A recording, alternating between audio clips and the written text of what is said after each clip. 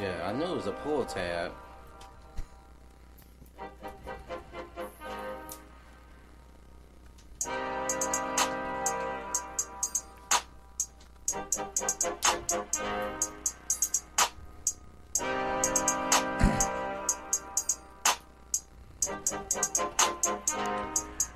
The Red Pill Phone Tap. Welcome to another edition of the Red Pill Phone Tap. This is episode 49.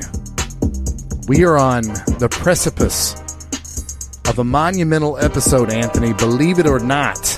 Wow. I am Wesley. I am joined by my esteemed wisdom host, Anthony. What it do? And we have got a special episode for you tonight because as we move up to episode 50, if you guys follow us every week or every so often, I'm only dogging on ourselves because we have not had episodes every week recently. But if you've been following us and you know that the last two episodes have been pretty tough love. We probably lost listeners on the last two episodes because it probably hit a little too close to home. Listen, man, if we're not making you uncomfortable, man, we're not doing our job because this podcast is about making you better. And sometimes you need medicine. When you go to the gym and you lift heavy weights, does it feel super comfortable, Anthony? Nah. You can get used to it, but it doesn't feel good. No. And if you're not pushing yourself in the gym, you're probably not getting stronger. Facts. If you're not doing shit you don't want to do, classically, I'm the guy that hates leg day. Hate it. Does anybody like leg day? No shit. Women love leg day because it makes them hot as fuck. But men, you can tell men that like work out. Like, look at Ray Lewis. Does Ray Lewis look like he ever missed leg day? Ever? No. Ray Lewis, formerly of the Baltimore Ravens. Yeah. Some people, like, when I look at Ray Lewis, when I just look at that dude, I'm like, I need to get to work. I just look at that dude's body, and I go, I need to get to work. You know? But sometimes we can be up here passionately talking about the gladiator shit we do in the Red Pill manosphere. And it can seem like we're just Nostradamus, right? It can just seem like we just have all the answers, right? Yeah. We just know all this shit and because we're just smarter than you, right? That's what people do to you sometimes. I'm just smarter than you. But they don't tell you all the shit that they did. Or, you know what? Some people are just fucking smarter. But I know that I did not get the red pill truth that I have from reading books. I'm sorry. Let me rephrase. From just reading books. I had to read books, and even after I had the knowledge, then I had to go fucking trip over my own tail time and time and time again to hopefully... I thought you was going to be raw with it. I trip on my own dick. No, yeah, trip on my own dick over and over and over again. And so we're dedicating this entire segment to tripping over your own dick. I like the way you put it, Anthony. Yeah. Mistakes that were made even after we had the knowledge. Or before. Well, I mean, they're both valid experiences, right? Yeah. Because you don't know what's good until you've had bad. Right. And then when you know what's good, you're like, well, wow, this is better than the bad shit I had. Because if that's all that exists, you just got like, okay, I just have to acquire a taste for it. Just like cannibals when they had nothing else. Yeah. To eat, so I know that was kind of dark, but that was a bit dark. It's not that serious. We just talking about bitches, but but if you want to if you want to follow this, because like I said, this is going to be a very self-deprecating segment here. We will be in the Facebook group, the Red Pill Phone Tap. And give us 1 sec. This will only be a 0 pause in the podcast. But we're going to switch over to the Red Pill Phone Tap Facebook group now. So if you're joining us on Facebook, you can join that group now, and we will be starting the show. We didn't. Thank you for your 1 second pause, everybody. Thank you for that 1 second pause. We're back online, and everybody is situated in the Facebook group. But as I was saying, we're going to tonight. We're going to reveal some embarrassing stories, and it might give you some. It might give you some background to how we came to this truth. Now, I'm going to warn everybody. If any of you are comic book fans out there, one of the greatest things about one of the most famous comic book characters ever was his dark past that no one knew about. And I'm talking about the one and only Logan Wolverine. For the longest time, we didn't know about his past. And when we get a little piece of it, a little nugget, we were like, oh, and Logan is from Canada. Oh, my God. And, and it was this weird thing. When they finally did the Weapon X comics, Wolverine just became way less mysterious. And by proxy, it made him way less cool. That's probably going to happen here tonight, guys. Because we don't mind sharing with you how we came to know about all the shit we know about. And there's 2 things you can do, guys, when and this is where we can get into our MGTOW arguments, Anthony. There's 2 things you can do when you fail at life. You can just say, hey, this is how the world is. Or you can just be determined. Man, I am never going to ever motherfucking ever let this happen to me ever again. I am going to master this. No matter how long it takes, I am going to master this. But sometimes, Anthony, you've identified, this is your words, you've said to me before, you're like, we can't reach certain guys because they just haven't been hurt enough yet. Yeah. Right? Yeah. Some guys just haven't had enough pain. I remember when I was a kid and I got like my 18th speeding ticket. Oh, bro, this is real. I came home after my 18th speeding ticket and I just sat on my couch and cried.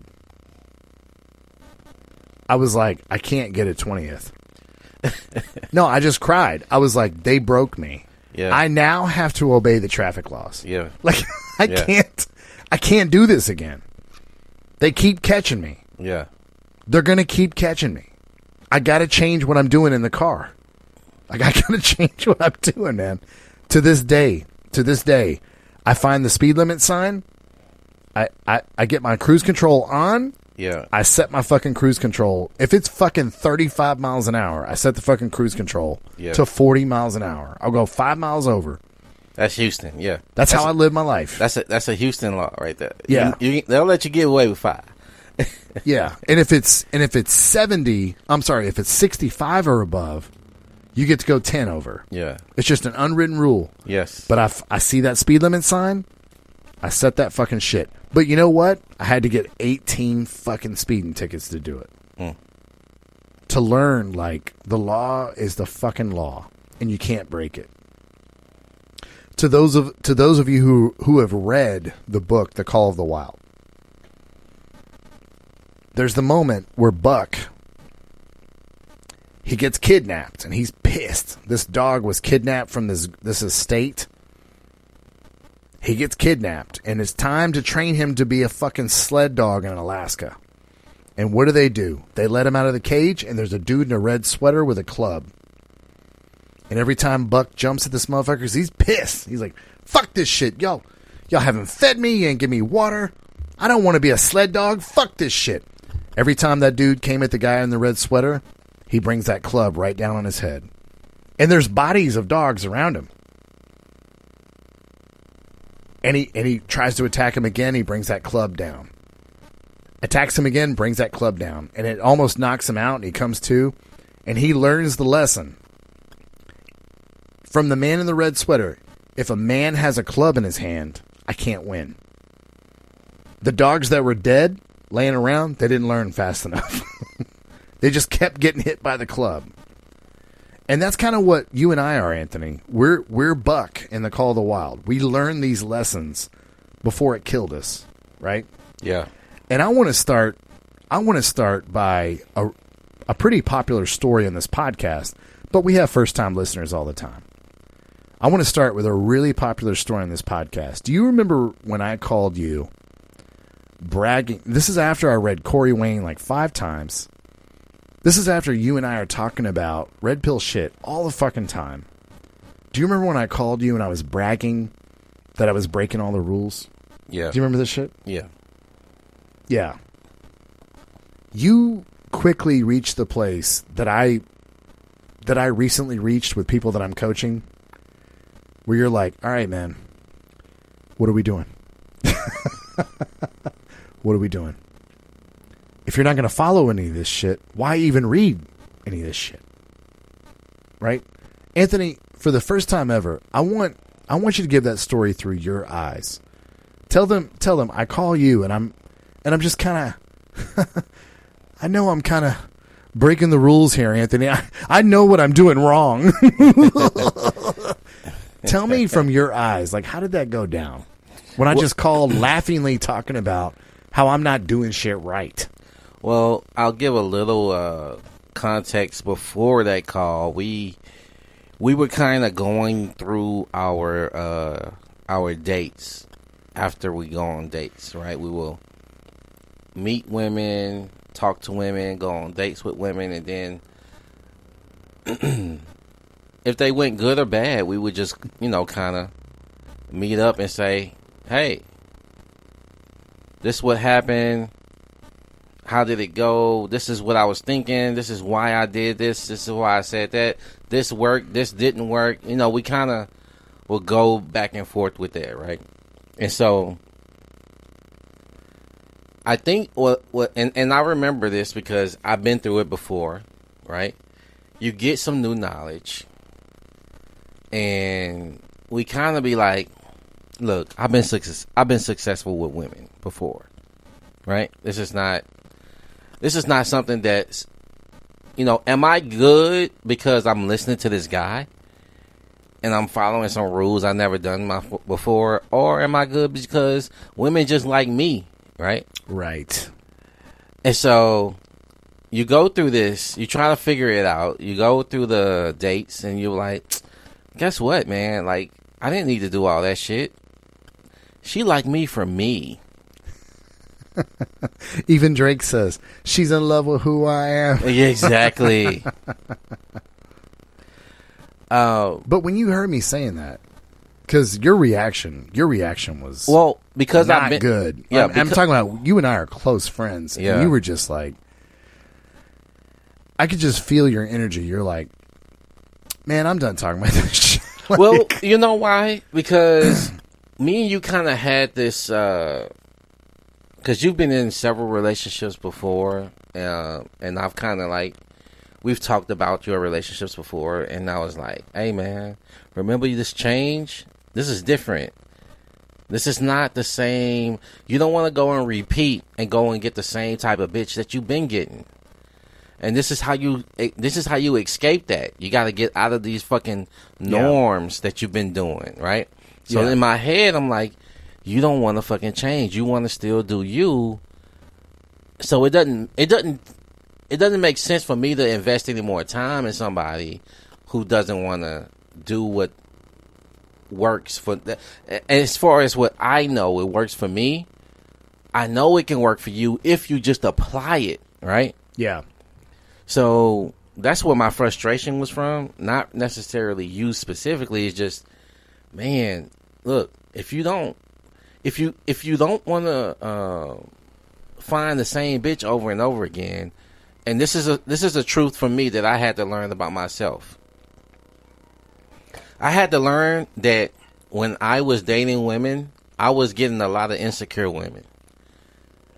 And a lot of times it's true what people say, you tend to find yourself when you're out here dating. Yeah. You attract who you are. And I was attracting insecure women because I myself was still insecure in ways, right? Until I figured out that I was insecure, and I had to figure out how to be not insecure.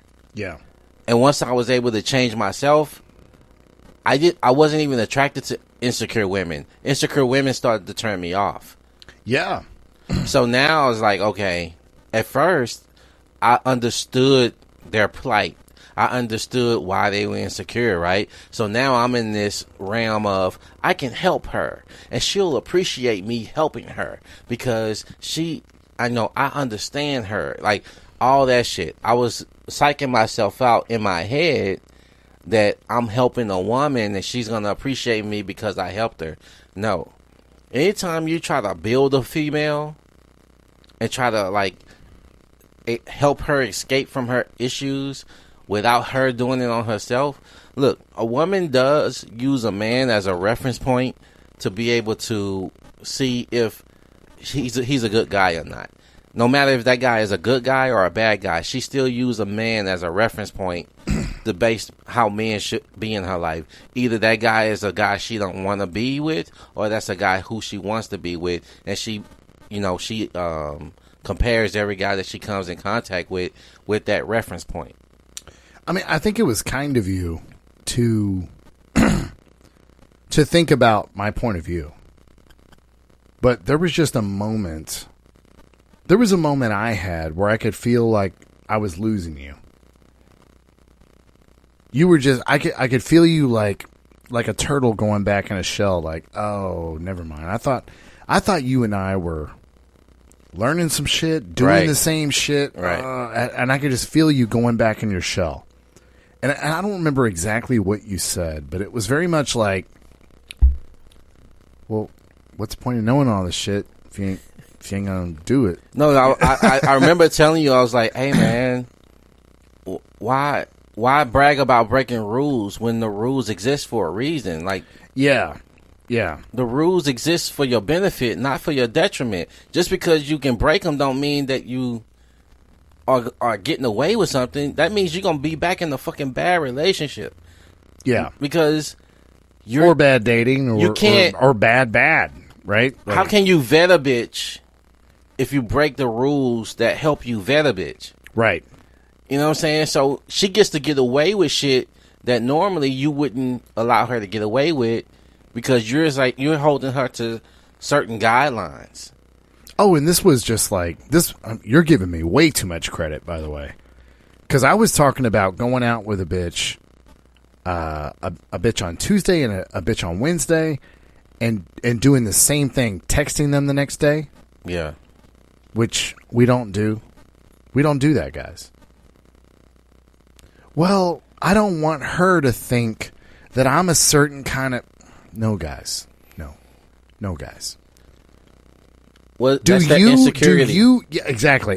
That insecurity of she's going to think that I'm... No, guys. Ask yourself an honest question. If you go out with a bitch on a Tuesday night and you just go out for drinks, do you really feel compelled to text her? If the answer is yes, you probably don't have a rotation. True or false? True. Right? And at this time, I did have a rotation of three. And I was like, oh, like this new bitch, I like her the best. It's always like that. Yeah, this new bitch, I'm going to add her as number 4, but you don't know if 1 through 3 are leaving today or tomorrow, right?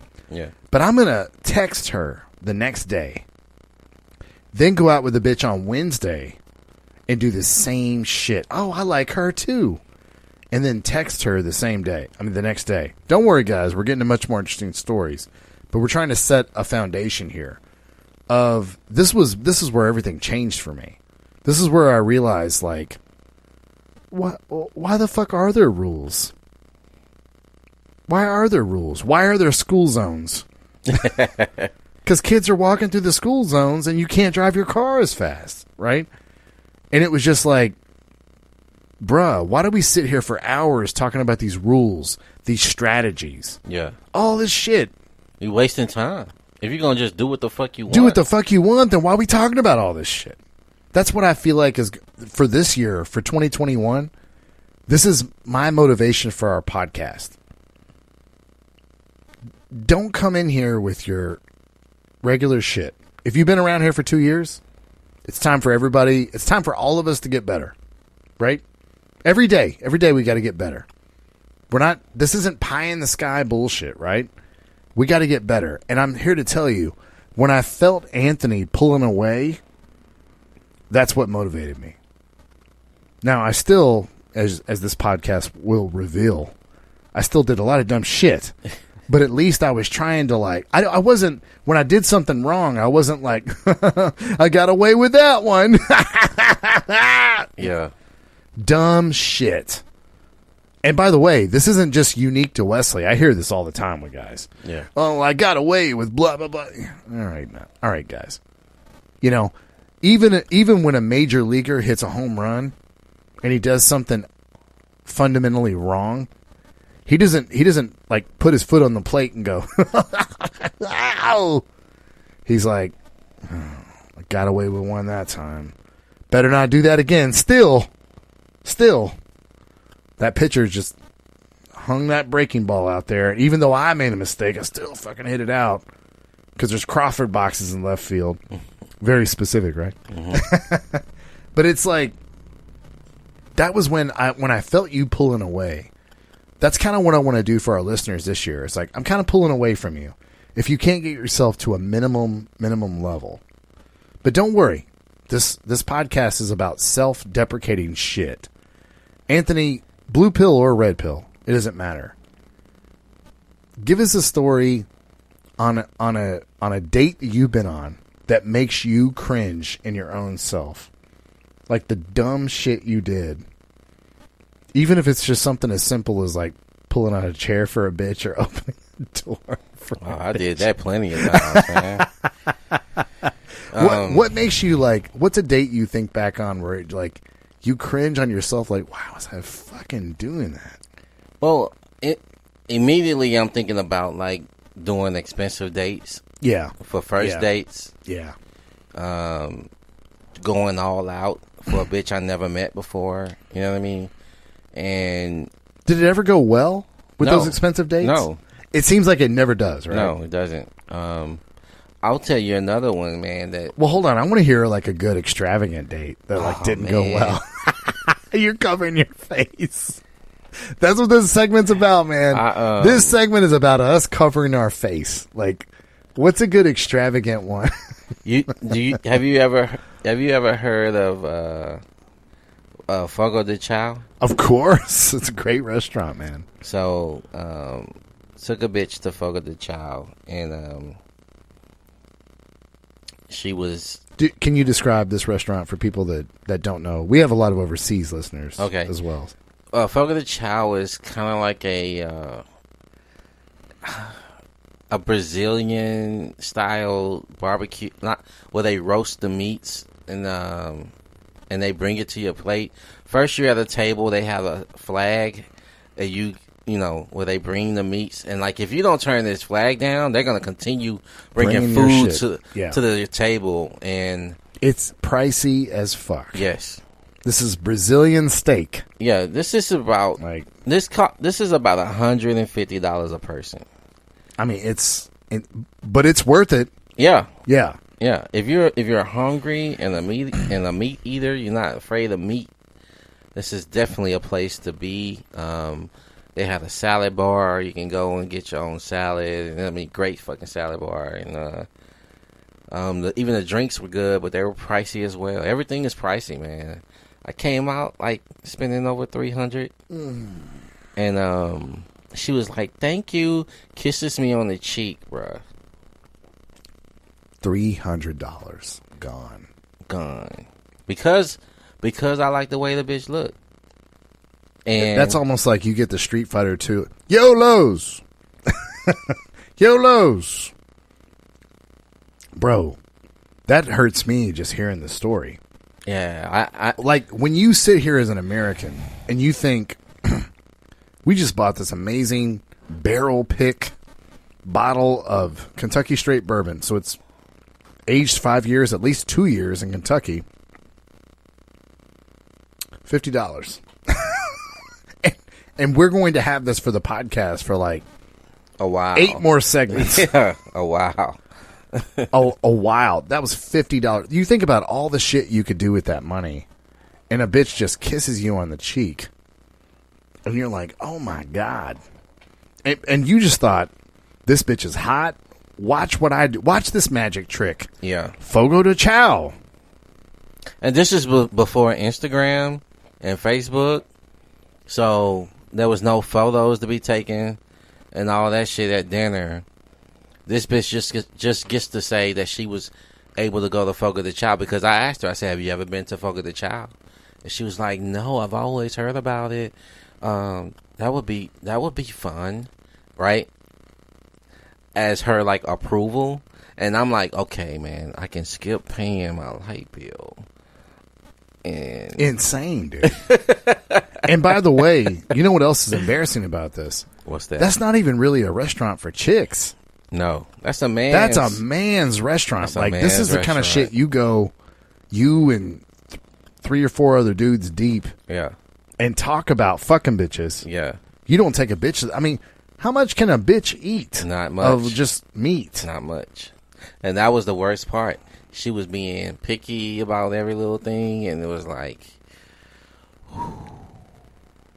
And just embarrassing the fuck out of you, even though she never been here before. never been ever. there before. Said the meat wasn't cooked, and I'm like, bitch, that shit cooked. Like, that's the way they bring it out is the way you should eat it. That's the reason why they brought it out this way. You asking for meat to be well done is one, embarrassing. Bro. One, embarrassing, and two, makes me not want to be here anymore. Like, I'm wasting my time. I've got a similar, since we're talking about nice restaurants. And Fogo de Chao, by the way, shout out. Fogo de Chao is the shit. Fucking love that place. If you want to look it up, it's FOGODECHAO.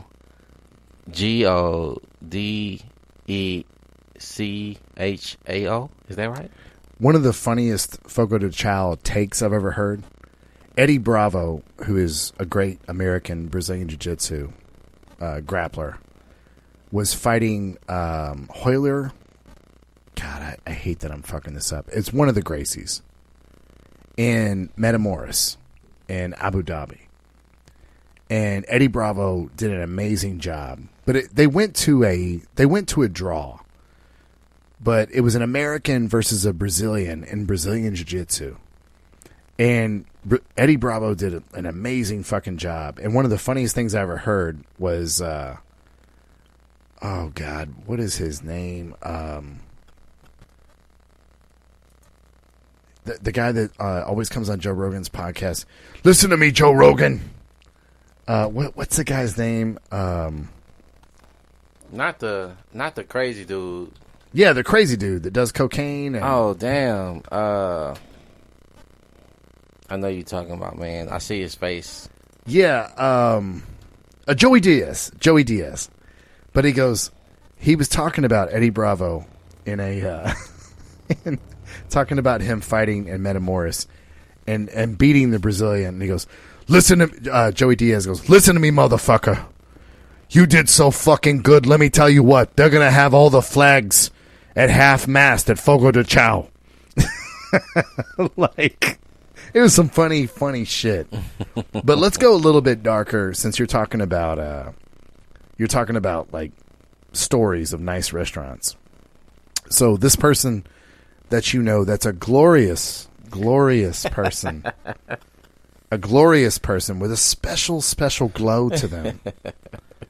This is an ex-girlfriend of mine, guys, and this is the gal that kind of took me to the red pill. So this gal, let me set this up. Anthony, cut me off if I'm setting it up too much. So this gal had a son that I had. You can fall in love with bitches' kids, right? And this is kind of part of their trap, right? You fall in love with a bitch's kid, and it's like, even though it's a stepchild, and it'll never be like your own, but you're actively taking care of this kid, so you've got this buy-in. So this chick, even though I was very, very close to her son, very, very close to her grandfather, we had like a fucking 4-person family going on, right? And she just, had her and I gotten married, this would be, and broke up, this would be her 4th marriage, right? Typical American bitch, like, I don't like this husband, I'll just get a new husband. So marriage doesn't mean anything anymore, right? Doing all these vows, she's done these vows with 3 motherfuckers already, right? So, we end up breaking up. She ends up breaking up with me. And then her son tries to commit suicide. Well, tells his teacher, I'm going to commit suicide. Right? And it's so close to her and I's breakup that it's very clear that the son's having trouble adjusting. He's 12 years old. Right? So she calls me crying because she has no other fucking dude to call that would fucking care. Right?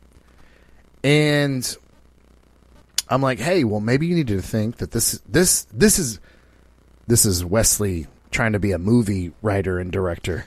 You know what?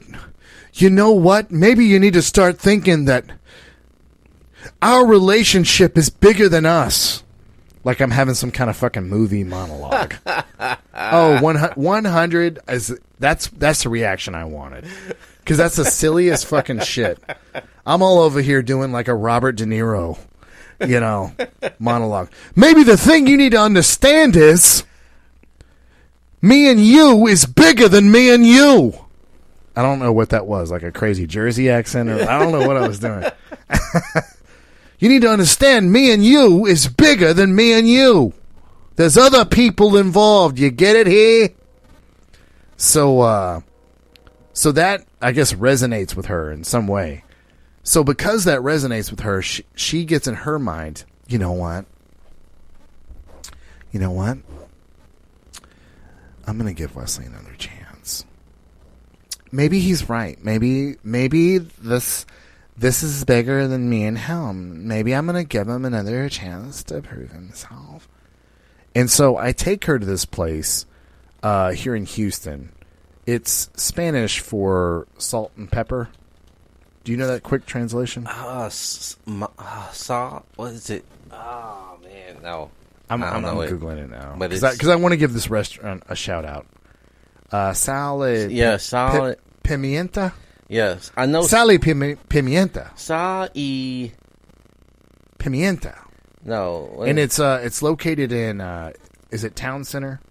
Oh, okay. Town and Country area? Town Center or... I'm sorry, guys. We're not trying to get hung up on this, but Sally Pimienta Kitchen here in Houston, it's fucking amazing. So I take her to this place, and it is the shit. It's the shit. Okay. And I order her a bottle of wine. Now, one of the things that was going to happen in this night, and the reason we got together, was because I was supposed to see my favorite comedian, Tom Segura, that night. She had bought me Christmas ticket for Christmas. She had bought me tickets to see Tom Segura live here in Houston. So I called her and I was like, do I still get my Christmas present? You get to keep your Christmas presents. I know we're broken up, but can I have the tickets to the show? I mean, you didn't give them to me. You just kind of presented them because it's a digital ticket, right? And she goes, well, I don't know.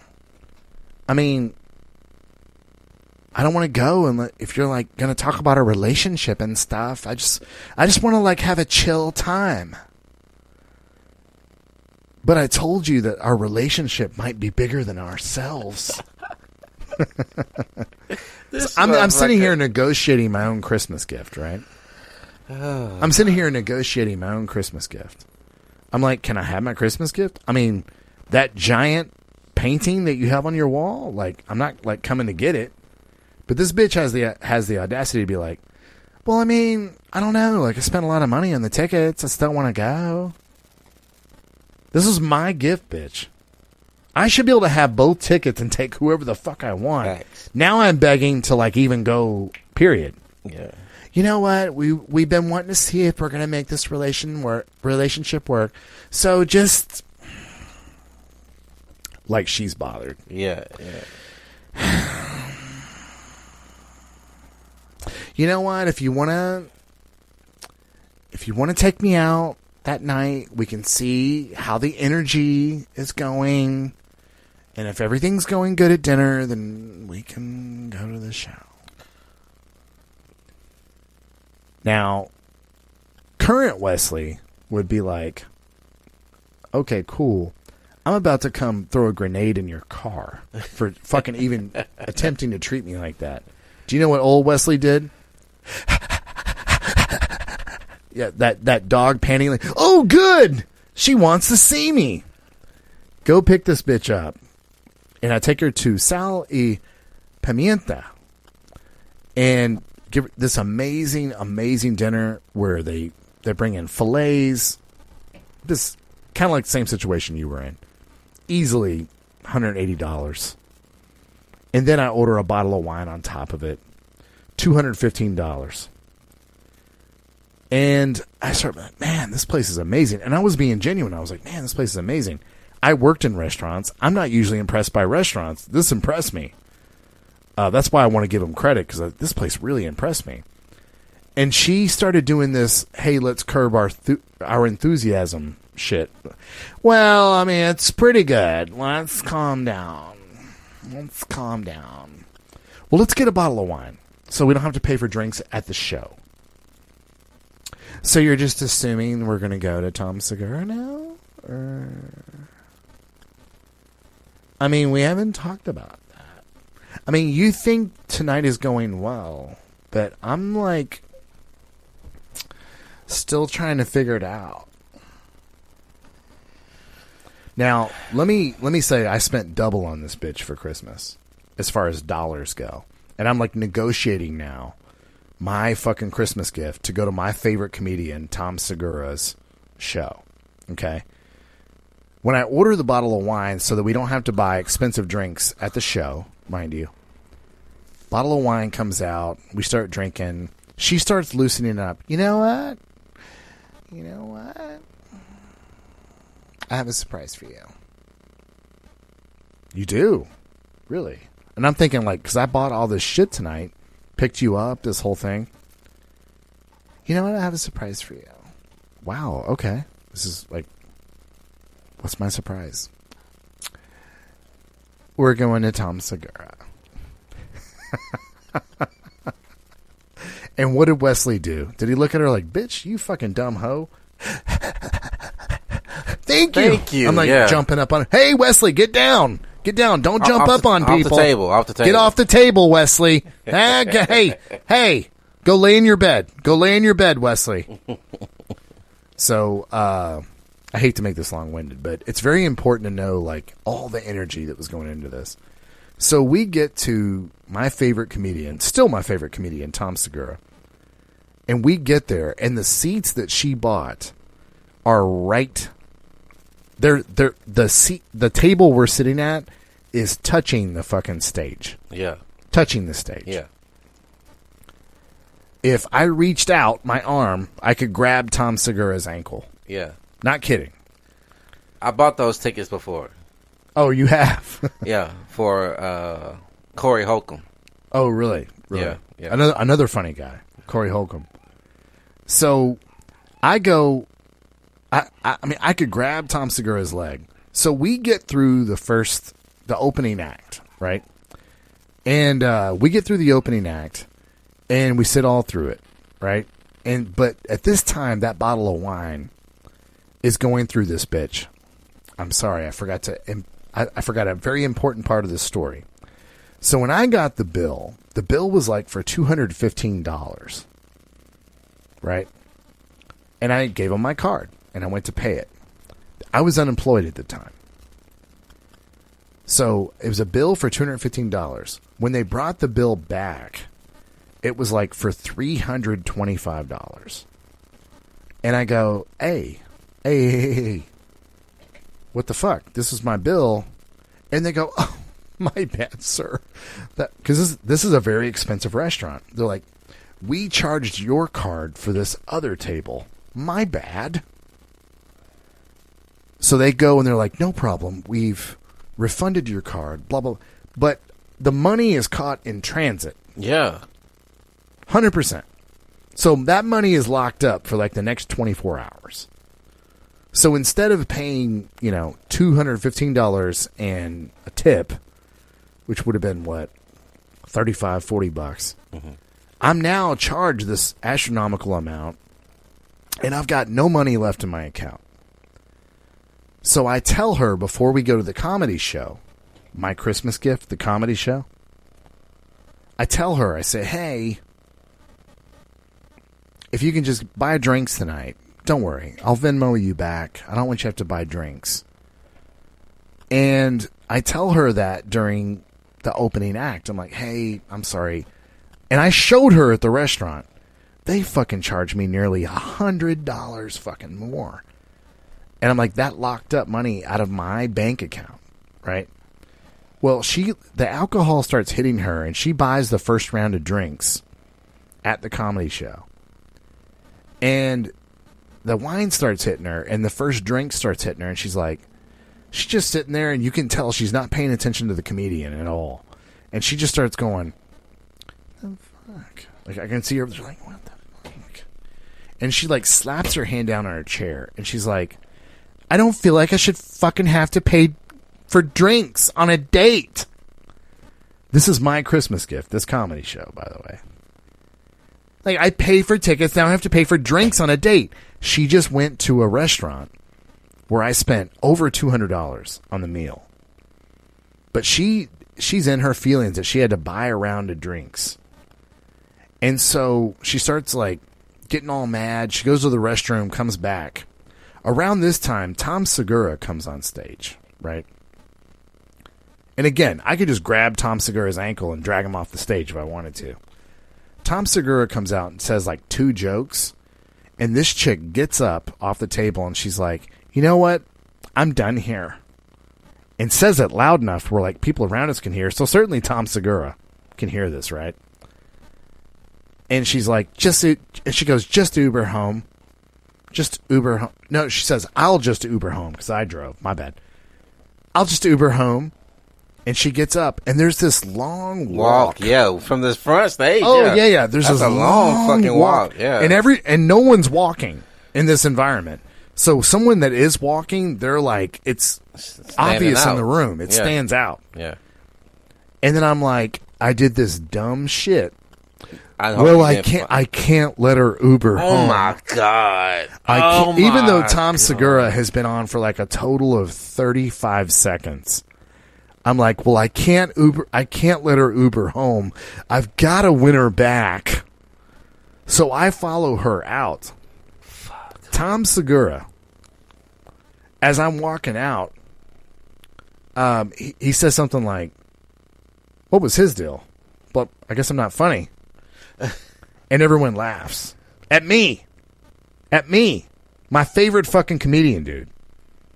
And it's just this is one of the cringiest fucking things because it's obvious that I'm a man in public that can't control his woman enough to stay for the main part of the fucking show in the fucking most pristine seat in the fucking comedy club.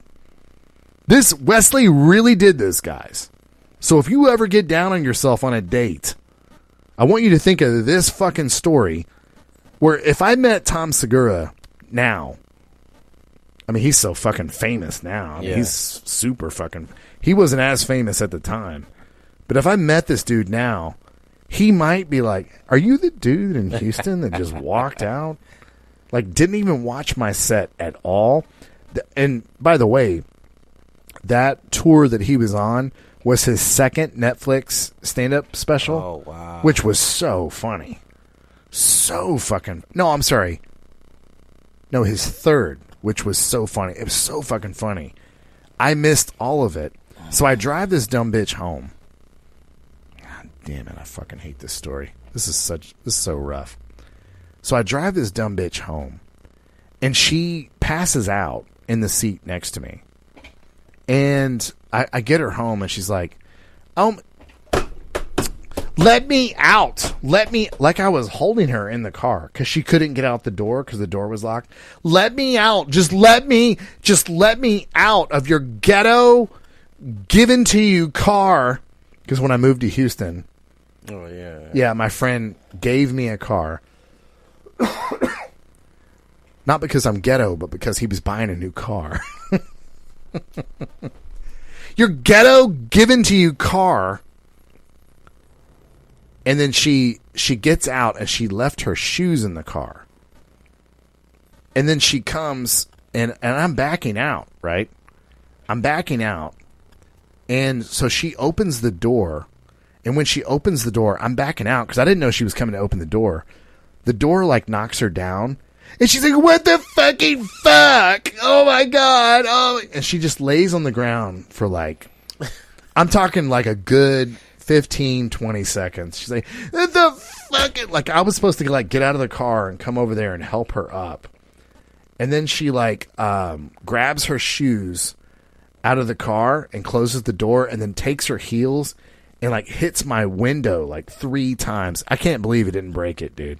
These were like heavy fucking heels. And just Anthony, bro, just sent me on my way. Like I had done something wrong to her that night because Sally Pimienta overcharged my card and I didn't have funds to pay for I paid for dinner, an expensive dinner, and a bottle of wine. Yeah, I was unemployed at the time and still paid for this fucking extravagant dinner. And she couldn't give me fucking drinks at my Christmas gift. Now, one of the reasons I may have been low on cash is because I paid for her son's soccer boots and his soccer academy that he had been going to. Most recently, piano lessons for this motherfucker. All this shit. But because I just couldn't pay for drinks at Tom Segura's show, she embarrassed me in front of fucking Tom Segura, dude. And what did I do when I left that date and she had like banged on the fucking window with her heels? What did I do when I drove away? I thought to myself, God, I've got to make this up to her. I got to make this up to her. I got to make this up to her. Then I called you and told you the story. And because I'm a fucking moron at the time, you had to be like, bro, wait, what did you do wrong, dude? I don't know, man. I got to get her back. I got to get her back, bro. I got to get her back. I won't tell the rest of the story because it's less embarrassing. She realizes like, oh shit, I can't believe I did this. This was so fucked up. She comes back to chase me down to make up because she just didn't want that to be the final story. Yeah. And now so her and I end up getting back together after that. But that was where Anthony was like, here's the thing, man. This is the last conversation I can have with you about this one girl. Anthony's hearing this story again, like you're hearing it for the first time. I am, man. I was like... You're like, I forgot about all this Oh, my shit. God. All the details in this story is fucking crazy, bro. Yeah. Because the thing is, and I've been quiet for a reason, guys. Sorry. Because I'm hearing this story. You're over here covering your face. Yes. I'm like, what the fuck, bro? Like... This is. I gotta get her back, bro. I gotta get her back, man. Listen, bro. This is one of those stories where you're like, I forgot about that. Oh shit. Oh, I forgot about that. It's heart wrenching, man. Like I don't want to ever have anybody go through this shit, man. This is why we do this podcast. This is why we get tough on you guys, because we know how ugly that shit can get when it comes to chasing a bitch that don't deserve your chase, your energy. She didn't deserve that shit.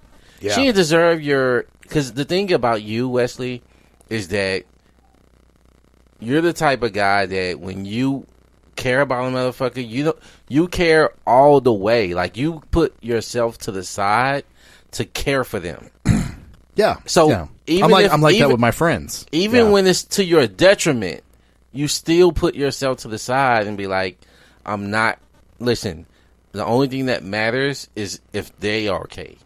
And see, that... For a woman to see that side of a man, they take advantage of that all the way.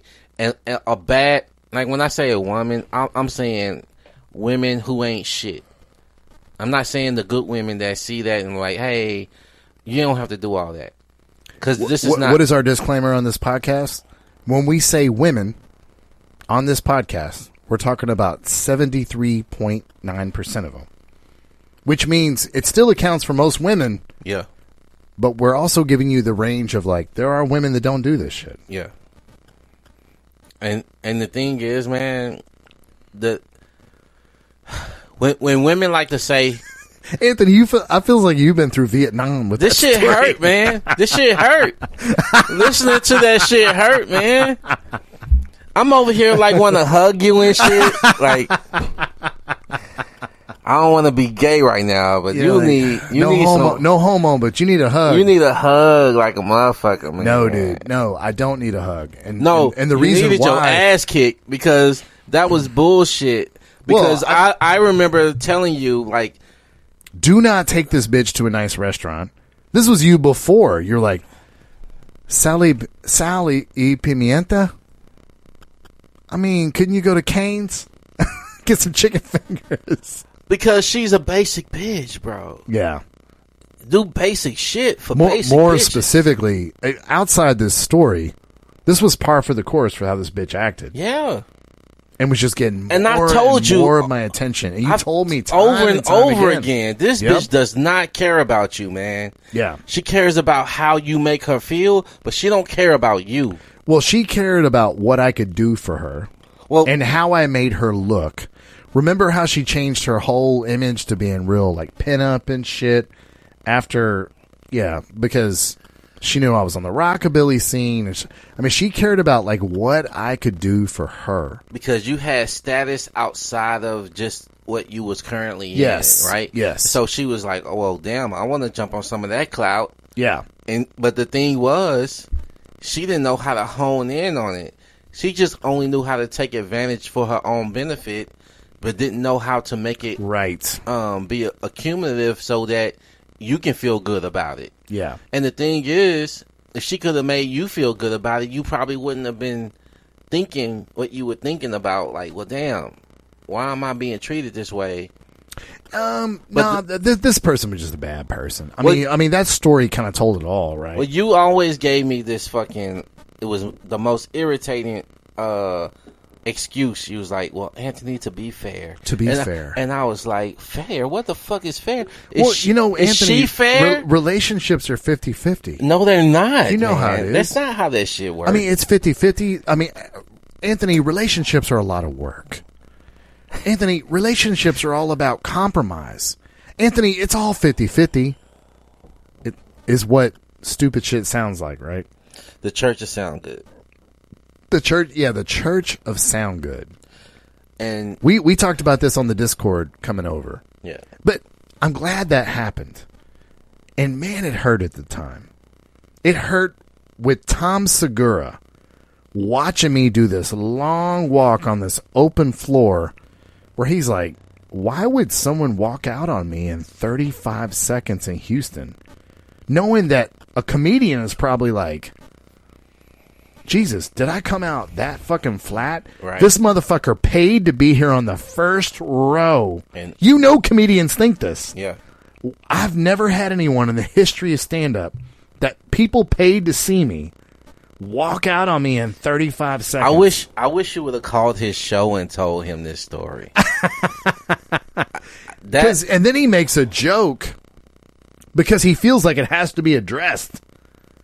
Because he sees like two people do this long walk out and everyone can see it. And he has to be like, guess this guy doesn't think I'm funny. And it was just like my favorite comedian just made a joke about me in front of fucking everybody. Because, let's be honest, I was a fucking joke that night. But I'm glad that kind of shit happened. Damn, bro. This is a nightmare story, bro. But goddamn it, man. Fucking hand to God, goddess, Zeus, whoever the fuck you want to talk about. Swear on my daughter's eyes that none of that story was exaggerated. None of it. Zero. And probably left out a lot of that story.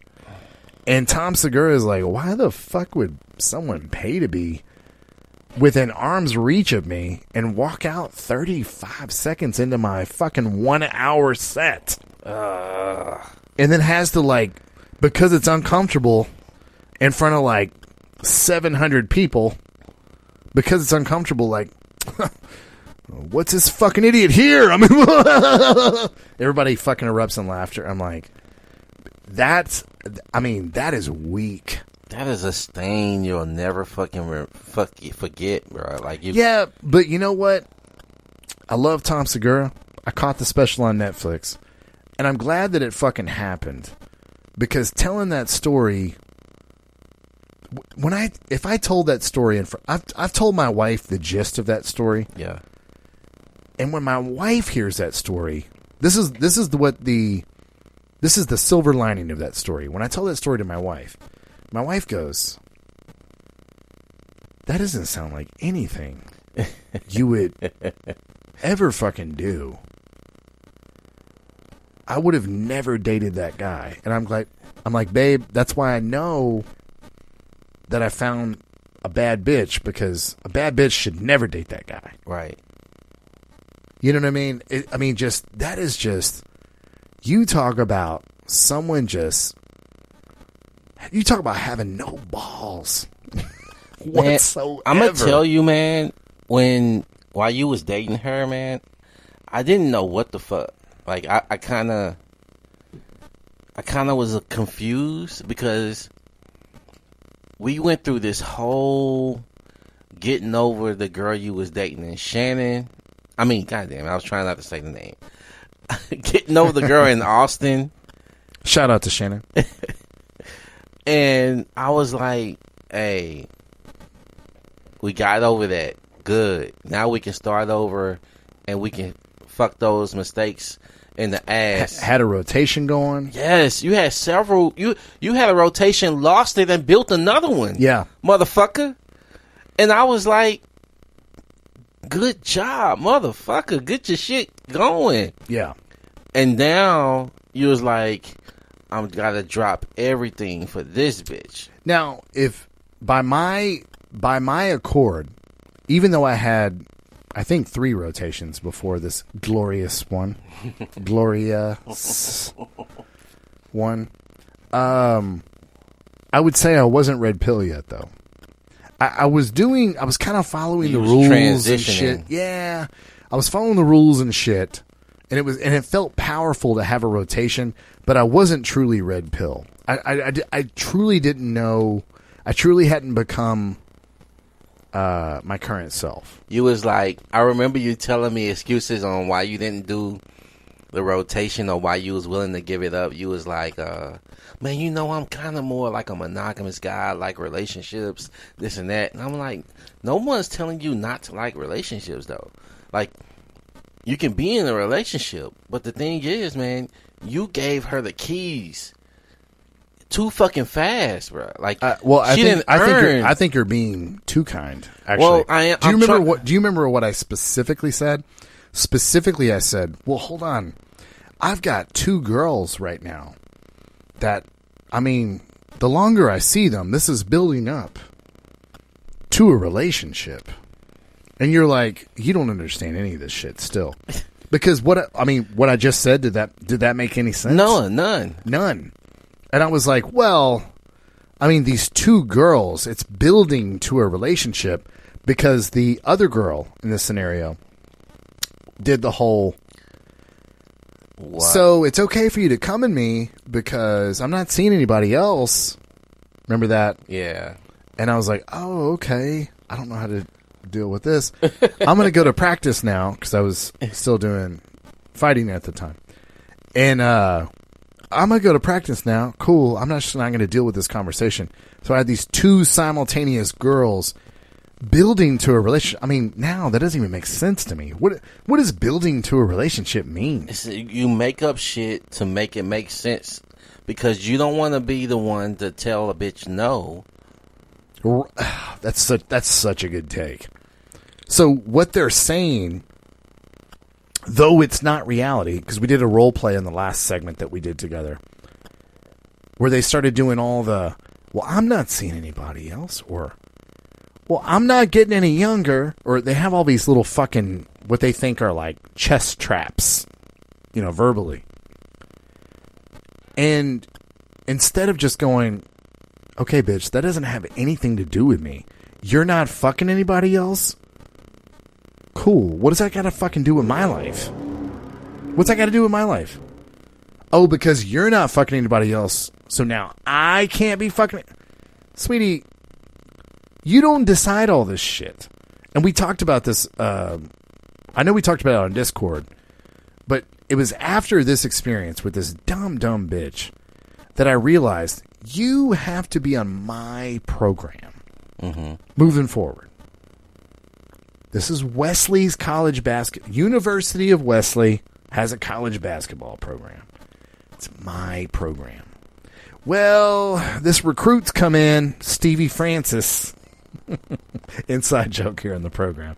Stevie Francis has come in. And he doesn't like the Jayhawks mascot.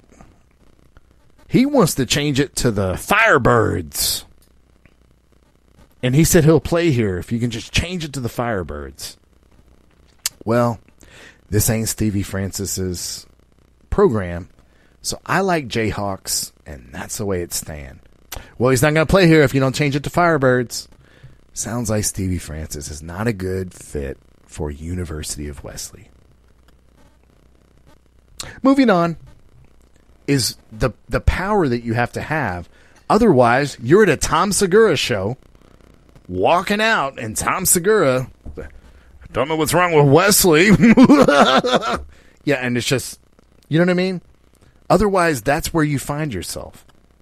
Real life scenario, Anthony. We touched on this a little bit in one of the segments we did a couple times ago. But this is a real world example. This happened here in Houston with James Harden, right? Yeah. This happened here in Houston where he's running the program. It's no longer the owner's program. It's whatever James Harden wants. He shows up late to watch tape, shows up late to practice, does all this cockamamie shit.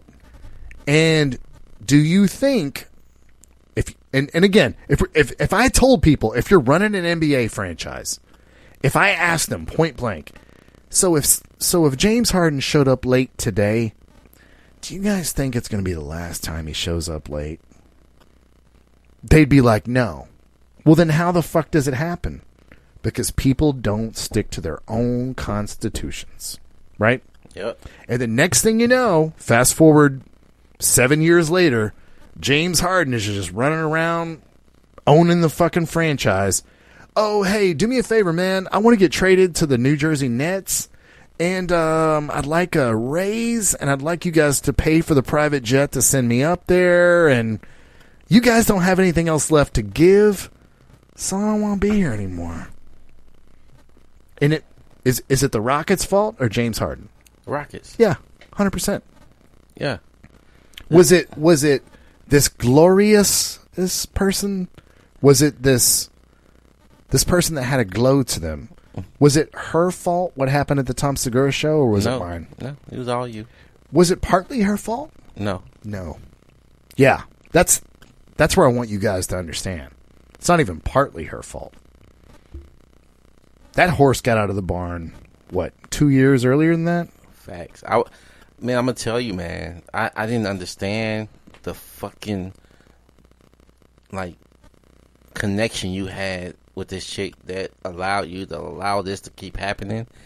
And I was like, man, cause y'all was breaking up a lot, right? Y'all was all the time. Yeah.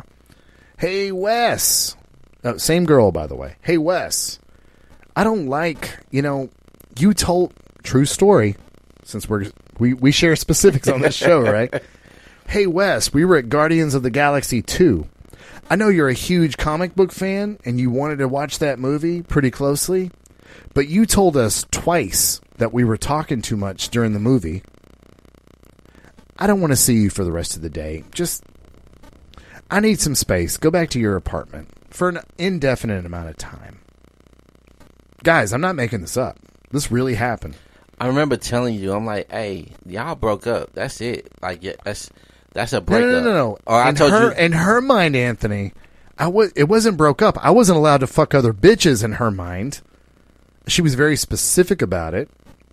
I wasn't allowed to fuck other bitches. I just had to go back to my apartment and be away from the entire family by myself. Yeah. Because she's mother? Because she's mother and she's in charge. Yeah. And who are you then? The son? We don't know. Like, I mean, the pool boy? Right, what the fuck is that? The fucking maid? Like, I mean, who the fuck, if you're a real man, who gets sent away? So since we're sharing stories here, this is same chick. Guys, I want to tell you how bad this can get so that you guys know I'm not a fucking soothsayer here.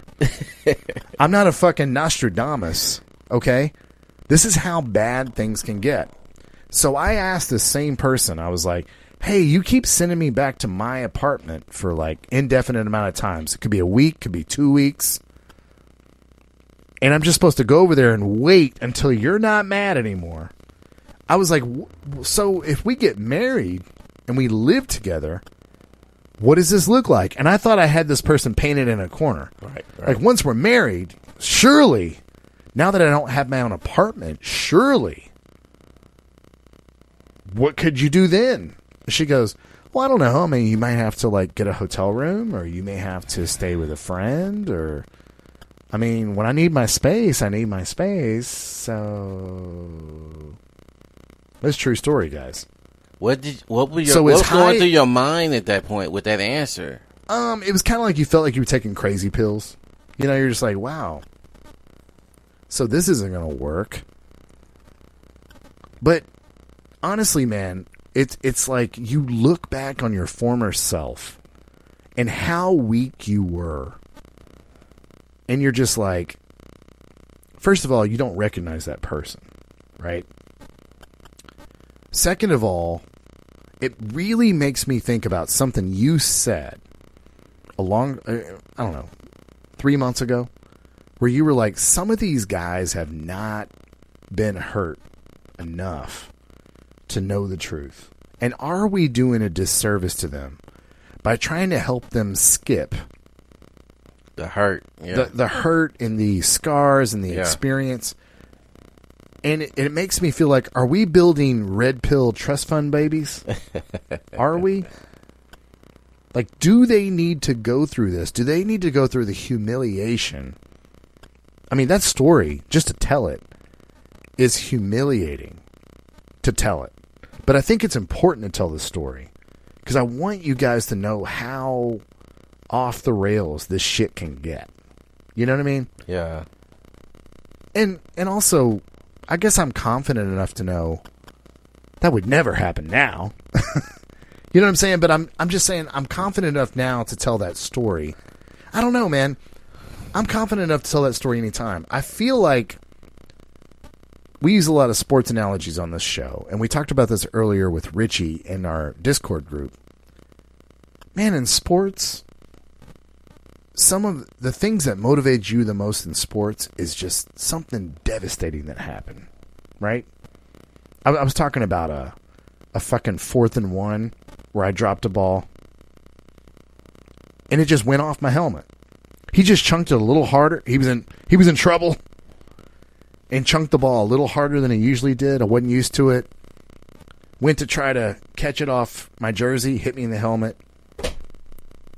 They get the ball on the 24. You were down by 6. And it just, the rest of your life, it follows you. You know what I mean? But honestly, that story I just told, it doesn't follow me like that. Because I know that could never happen to me now. You know what I mean? I don't know. I might still drop a ball today. Yeah. But I know that will never happen to me now. Yeah. So now I can proudly tell that story. Wow. You know what I'm saying? Well, you can proudly tell it because that's not who you are anymore. So you know that is not going to. Because what would I do now? I'd be like, "Oh, you want to Uber home? Cool, bitch." You're going to enjoy the show. Yeah, you could have enjoyed the show. Uber home, you drunk bitch. Right. I mean, if my wife, who had my kid, this is a bitch that's earned something with me. She had my fucking offspring. If she did that, I'd be like, bye, bitch. I don't know what the fuck your problem is. But those kind of things, for some people, for me, it had to happen. What I hope this podcast does is I'm hoping guys get to skip that shit. Yeah. And some will, but some won't. Because some need to know that. Some need to touch the stove. Yeah. And hold their hand on it, don't they? Yep. I touched the stove, and I was like, oh, I will never touch that stove again. For the rest of my life, I'm going to learn about how stoves work and avoid me ever getting burned by this stove ever again.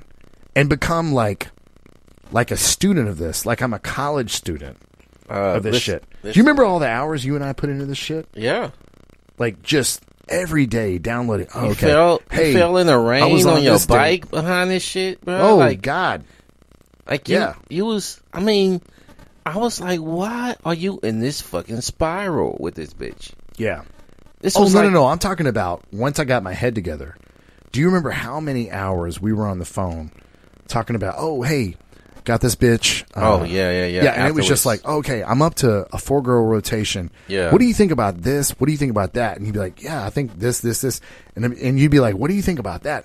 And we were able to elevate ourselves so quickly because we had each other. Yeah, once you got out of that fucking funk, man, of that's how the Red Pill Phone Tap was created. Yeah.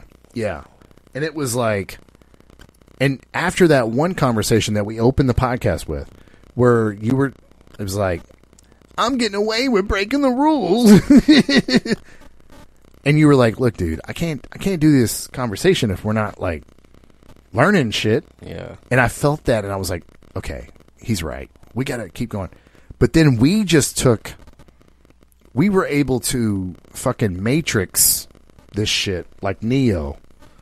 It would just be like, I would get off the phone with Anthony after like a 1-hour download, and I'd be like, Neo with Morpheus, I just learned Kung Fu.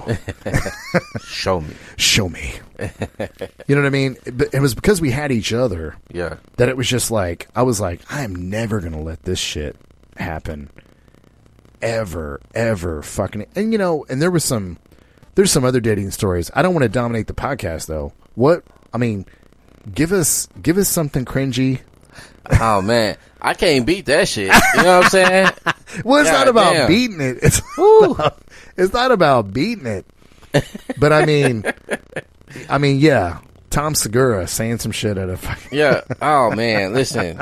I sat here in amazement the whole time. My jaw dropped. And you already knew this story. Yes. It's crazy, man. Reliving that shit. Because I knew I was frustrated while you was going through it. So I was like, God damn, man. Why he can't just let this bitch go? And so I was like, oh, as soon as he let this bitch go, his life gonna improve. Like, cause I remember telling you, never let a bitch tell you where the fuck you should be. You know what I'm saying? And I was like, stop. One, you switch it. Stop fucking going over there. You stay at your shit. That bitch needs to come to you. Yeah. All that following her lead shit, that shit was whack, man. I'm glad you out of that shit finally. And then guess what happened afterwards? Even your friends was like, yeah, man, she wasn't really all that. You know what I'm saying? And you're like, well, why the fuck y'all didn't tell me that? You know what I'm saying? It's well, you were telling me after that. So the ending of the story doesn't end how you think. That wasn't the last time I saw this person. Remember that? Yeah, I know you And you were like, you absolutely cannot fucking talk to this person again. You were like, look, that is the wrong... You're like, you're out. You're free. And you didn't do anything wrong except buy this bitch an expensive fucking dinner, right? And she kept calling me. So what? Blocked her number. She kept emailing me. Ignore the email. She's like, the first email was like, hey, I didn't know what I said. I was drunk. I'm sorry. No. Do you believe that? The first email said, look, I don't know what I said. I was drunk. That was it. It was very like unapologetic. Look, right. I don't know what I said. I was drunk. And then they kept getting more and more like, look, can we just talk? And blah, blah. Until the bitch like came over one day in her scrubs. Door was not opened. Came over one day in her little skater girl Vans zip up hoodie. Didn't answer the door. Came over in that fucking amazing dress, her hair done up, her makeup done up at the fucking mall. Door got open. Dick got sucked. Then should have left her then. Because she was like, there's no way he can tell people this is how it ended. But then she came over, sucked my dick, fucked me, all that other shit. So that she could be like, oh, okay, let's just hang out another week so I can break it off how I want to break it off. You know what? I should tell that part of the story, right?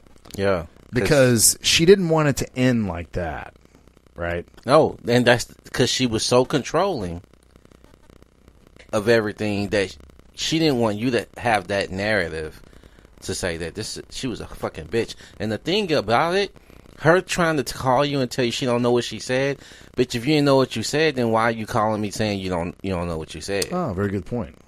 Yeah. So, no, I don't believe a fucking word about what you say you don't know. But you oh my God, what if he bitch. tells everyone on social media what happened? See, that's what they care about. Yeah, that's what they care about. The perception about how they look to others. And they don't give a fuck about you. It's how they may look to other people. And that's the thing, man. I've been with selfish bitches like that. Yeah. That's a story, though, about if you don't have strength. If you don't have strength about like how you show up. If you're not on your program. If you just got things 50-50. Motherfucker. This is what you're leaving yourself open to. But Anthony, not all women do this. No, stop it. Listen, we talked about this before. Women don't know what they want until they meet the guy that... So you're saying every woman's going to embarrass a man at a Tom Segura show? Is that what you're saying? If you allow her.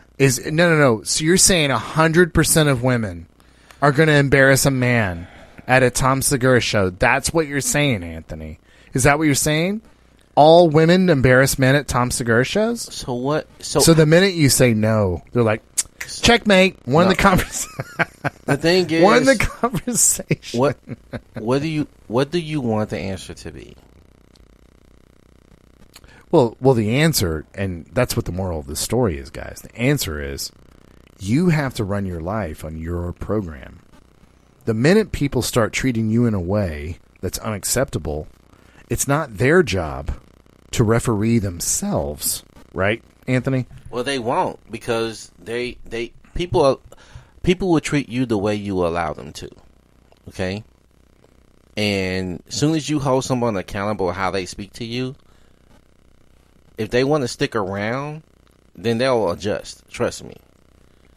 You don't have to fucking have this come to Jesus meeting when you just stand up for yourself initially.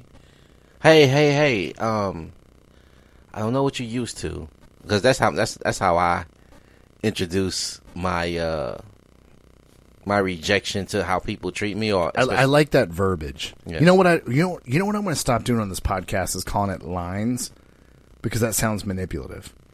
But I do like verbiage.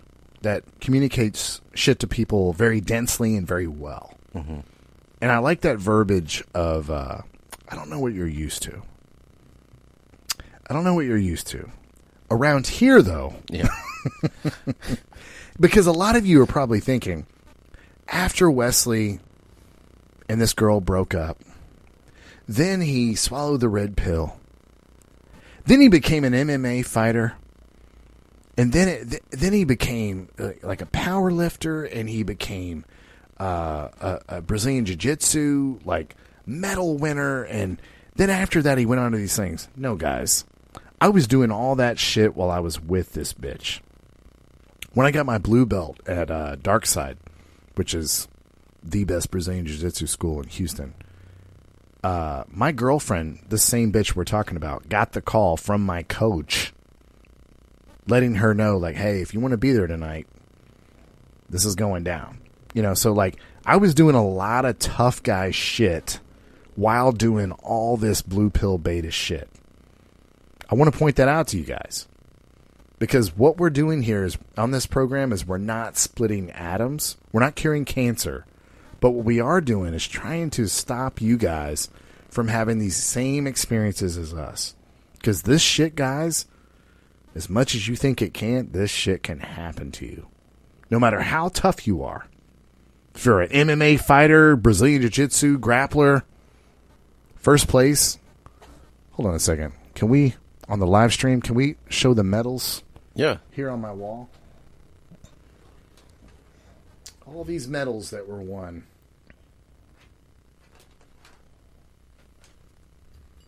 That's quite an array. It's quite an array, as we show here on the live stream. That's a lot of shit. That's some hardware. That's some hardware. During the time that I was earning all that shit, was getting clowned at Tom Segura comedy shows. True story. It's a sad thing, man. It just goes to show you. It goes to show you this could happen to you. Yeah, it doesn't matter where you are in life. And the bad part about it is that you had already been through some tough shit, right? And you were kind of like, hey, you know, I want to be better. And you was in that mode of wanting to be better, but you wasn't with a good bitch to be better with. And when your growth stops, guys, your growth shouldn't stop because you're dating someone. Like, who you're with shouldn't stop you from being better. Like, but I was starting to see you go down a path that I didn't even recognize. Because I was like, when we talk, and the thing was, guess what? Our talks was very, they started to get further and further apart. You notice that? Well, the thing that you were pointing out was like, when I got home, you will always get rid of me. Like, she doesn't like me being on the phone when I get home. Fuck that bitch. Yeah. Yeah. Like these dumb white bitches that are like, you never have enough money for them, but they're always like, God, you work so much. Because they've seen movies where white women say to their white husbands, God, you work all the time. It's just something they're allowed to complain about, right? Whereas, I mean, and we talked about this before on this podcast, when women talk about relationship shit, and you have to bring down Odin's hammer on them. Oh, okay. Well, let's talk about your relationship aspirations. Oh, shit. Well, I take... Jesus. I saw it leaning, and I was like, well... I'm sorry, Anthony. Take this while I do some production shit. Yeah. All right, guys. Wesley bared his soul today.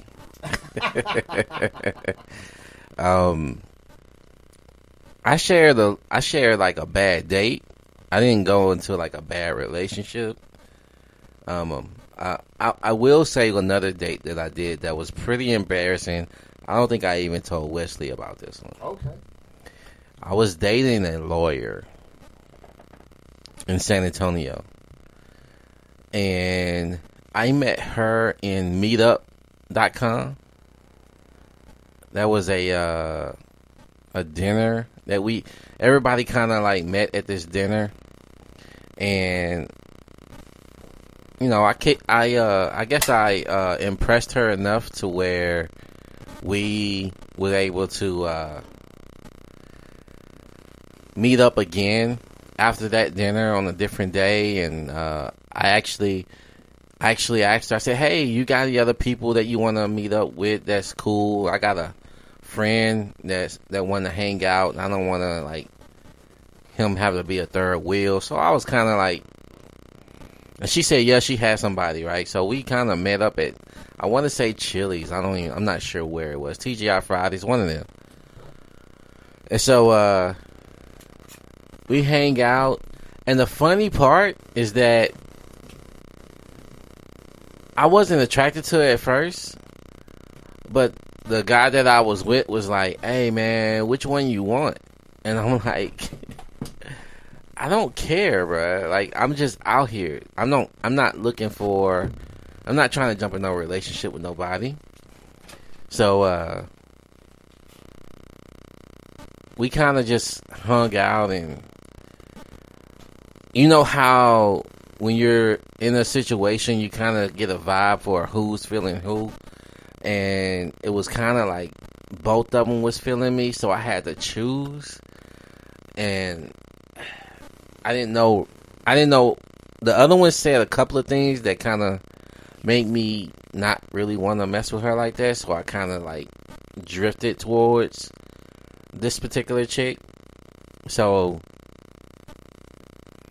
I asked her out for another date to one of my favorite places, right?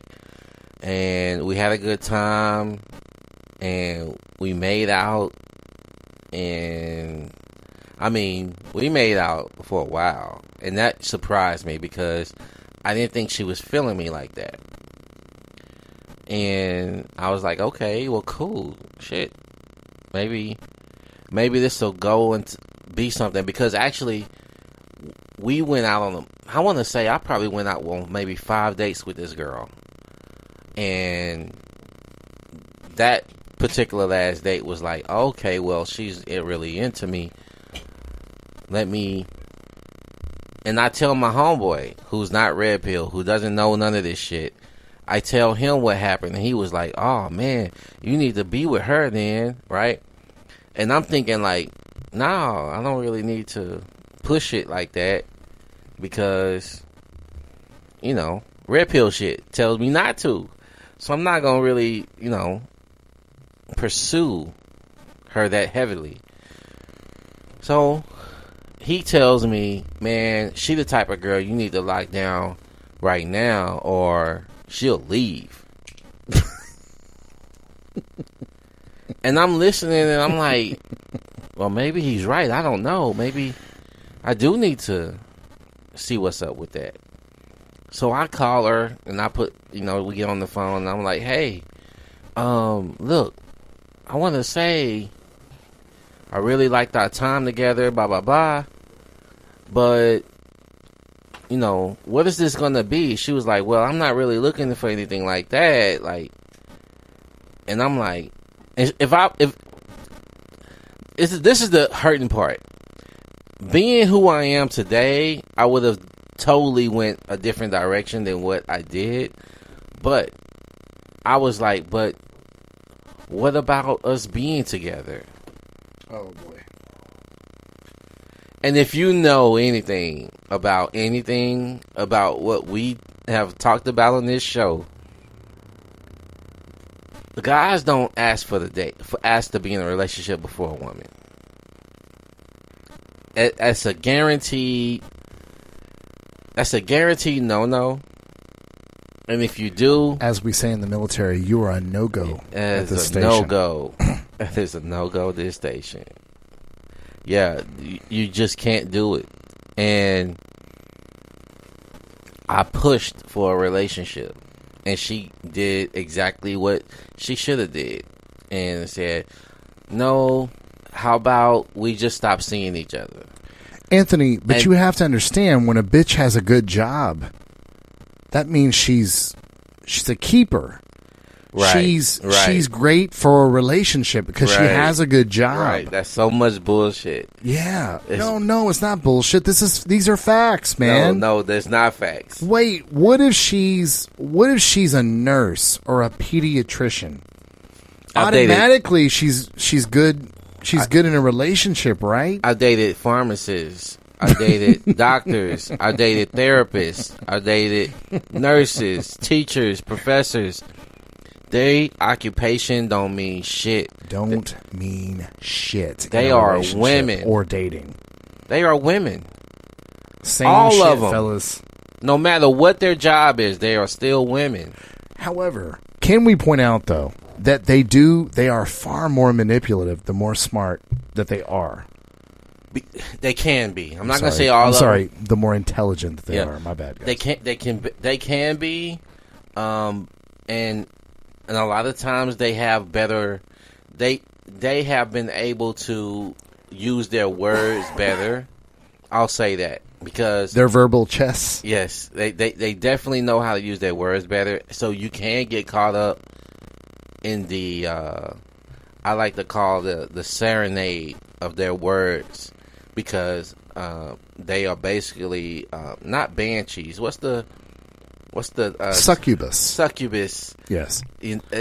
Or the mermaids? If you do any Oh, the Greek- sirens. the sirens. Sirens. Yes. So you're a Navy guy. Yes, That's why yes. you know all about the sirens. The sirens that pull you to the sea to So- call you and tell you that everything is. Hey, you just got to come see me.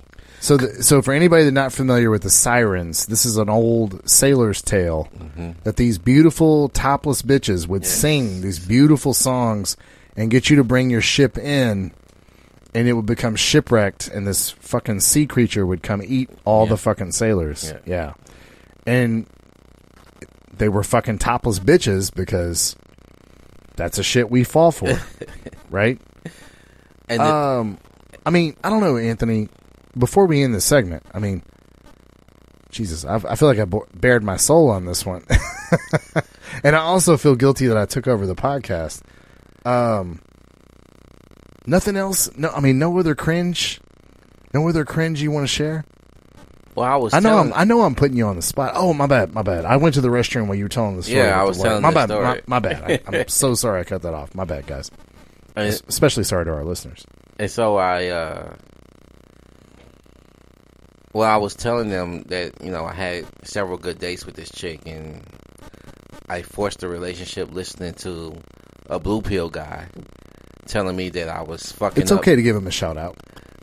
Well, fuck him. Oh, you're talking about a friend, Yeah, not yeah. like a blue pill coach. My bad. Yeah, My bad. blue pill guy, and so he was like convincing me to try to lock her up, and I tried, and she left with the quickness and was like, she said we probably don't match. After the whole time I've been going out with her on my own and not listening to him, just doing my own thing and trying to do this red pill shit, as soon as I try to be needy and she said, look, I'm not looking for that. I could have just been fucking this bitch. Yeah. And she was down because she was going out with me. She went out with me with all the places that I like to go. She had a blast, right? And you guys were fucking on the reg?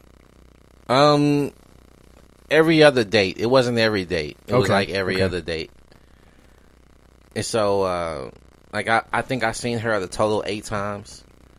So it was a good deal. It's just I listened to the wrong person and thinking that, oh well, maybe that's why. I'm not doing the right thing. Yeah, I need maybe to maybe I need why. to lock this girl down. And the thing is, man, he's the worst guy to listen to about relationships anyway. So it was like, what the fuck was he in a relationship? He was married. Yeah, he was married. Taking dating advice from married people is like taking, what phone should I buy advice from someone that hasn't bought a cell phone in like 7 years. Serious. I'm being serious. So you've had the same cell phone for the last 7 years, and you're telling me what I should buy today is what married people sound like giving advice. You haven't been dating, motherfucker. We were talking about that in one of our segments, a couple segments ago. Dating a 23-year-old in the year 2021 is different than dating a 33-year-old in the year 2021. And that's going to change in like 18 months. Yeah. And it's going to be something totally different. But married people are like, this is what worked for me. Listen, all you need is an iPhone 5. You need the software updates, and that's what those fucking people sound like. We can't do a segment like this without me telling the story about that older woman. Do you remember this one? The Hispanic one? No, she was Italian. Oh, she was Italian. Oh, man. So, guys. The game with an M? Yes. Okay. So, I'll tell another cringe story, guys. Yeah, that was all your fault. This is all my fault. But this was a great lesson to learn. So I had this older gal from New York. She was from Yonkers specifically. And she had 3 kids. She was 49 years old. But this bitch looked like a CrossFitter. Big fake titties. Took really good care of herself. And here's the kicker. She was sober. So when we go out to have drinks... I ain't got to pay for shit. Nope. But instead of like enjoying, I don't have to pay for shit. I was like, well, what do we do when we go out? What do we do? And she didn't want to do a lot. She just wanted to come Netflix and chill. Love and it. Fuck. Love it already. But when you're gift wrapped at something like this, if you're a guy that doesn't know what he's doing, you're bound to fuck it up. This is basically like giving a fucking AK-47 to a monkey, right? I mean, this is what's going to happen. So, I mean, me and this bitch would like go to the gym together. Excuse me. Like all kind of shit. And because I was brand new to the red pill, and I was fond, this was my favorite bitch in the rotation, I would just text this bitch all the time and call her all the time because I figured, like, I don't want to lose this bitch. I got to keep her warm, Anthony. Got to keep her warm. And this bitch wanted you to touch her once a week, set up a date. The date could just be like, come to her crib. She gets her fucking CrossFit Italian ass body naked for you, fucks. Goes back to her kid for a week until you guys reconvene next week. No problem. So I was already fucking up. I was already like texting this chick too much. Already doing like all this wrong shit. And then, and this is important for a specific listener of this show, okay? Then she felt so close to me that she told me about a friend she had that was a guy friend. She's been friends with this guy for like 14 years, and she's like, he said, I gotta tell you something that I've never told anyone before, and yada yada yada. She said, I've known this guy for like 14 years. I know he's been part of like motorcycle clubs and things like that. I thought he told me that he's killed someone before. But what he told her instead is, I'm in love with you. So, you know, if a bitch is telling you this story, this guy is not competition to you. Or she wouldn't tell you this fucking story. But because she perceived me as alpha enough, she's telling me about men that are confessing their love. But what did I do? This was early in my red pill life. I got competitive. Because I'm a competitive person. And the texting increased. And the calls increased. And then out of the blue, I just texted her something like, so, hey, how's your work week going? And she just sends me a text. This is like too much for me. I just want to like focus on myself right now. had the perfect rotation bitch going. And I just couldn't handle it because it was just going too well. Right? This is like when you watch The Matrix. And it's crazy. You're like, everything is going so well. I got to do more. Something. Yeah. I got to do something to make sure it don't stop. And it's like, wait, why don't you just keep doing what you're doing because you're getting everything you want? This bitch is infatuated with you. But she just wants to go back to her family and see you once a week. This bitch has already been divorced. She's 49 years old. She just wants a boy toy once a week, and she's happy with you. And you're just all the maintenance. It wasn't enough for me. All this maintenance you're trying to give. All this maintenance I created for myself, right? Unnecessarily. And you guys know this is a true story. He's like, wait, this bitch's name start with an M? Do you remember that shit, though? Yeah, I remember. Because I remember when you lost it, and I was like, that's your fault, bro. 100. Your fault. Can't blame her for shit. But I'm glad that it happened because it was like... She had nice titties, too. Ooh. And it was just like, I'm glad that it happened because it was just like, see, you're not following the rules. Yep. You're not following your own rules. Why have a personal constitution if you don't follow your constitution? Can I repeat that? Yeah, go ahead. Why have a personal constitution if you don't follow your own constitution? Why write these laws for yourself if you're going to become a lawbreaker of your own shit? It doesn't make sense. It makes no sense. Right? No sense. I broke my own rules before, but I was willing to live with the consequences.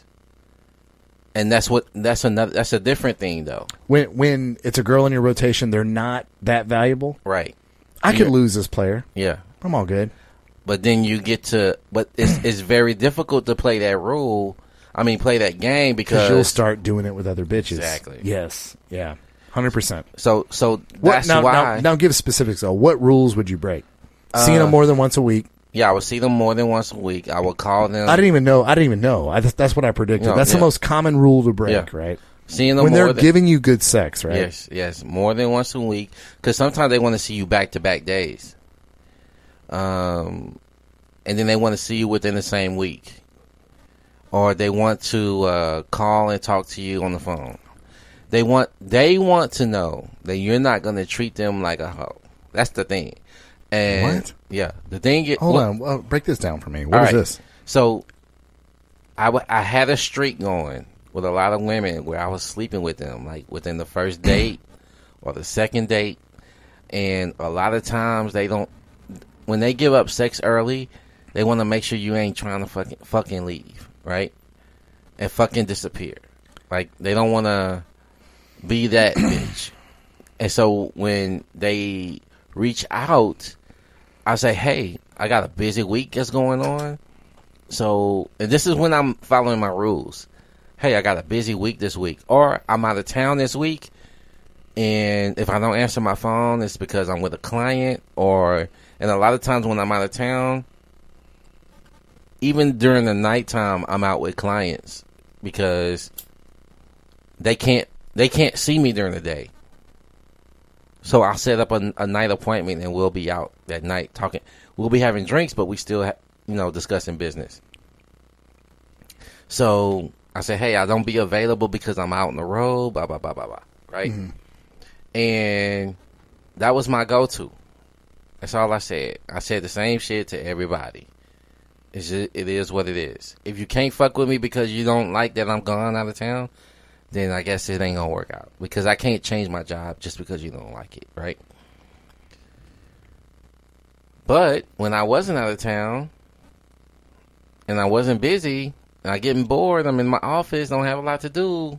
It's in the wintertime, HVAC, ain't a lot of people to see, because they're not busy, right? Mm-hmm. And they're like, hey, and sometimes they go off and do other things, and then they don't have time to see you. So, hate to go into all that detail. It's not necessary. But I'm in my office. I'm like pitter-patting on my phone. Hey, I need to hit this chick up because maybe I can set something up for later on, right?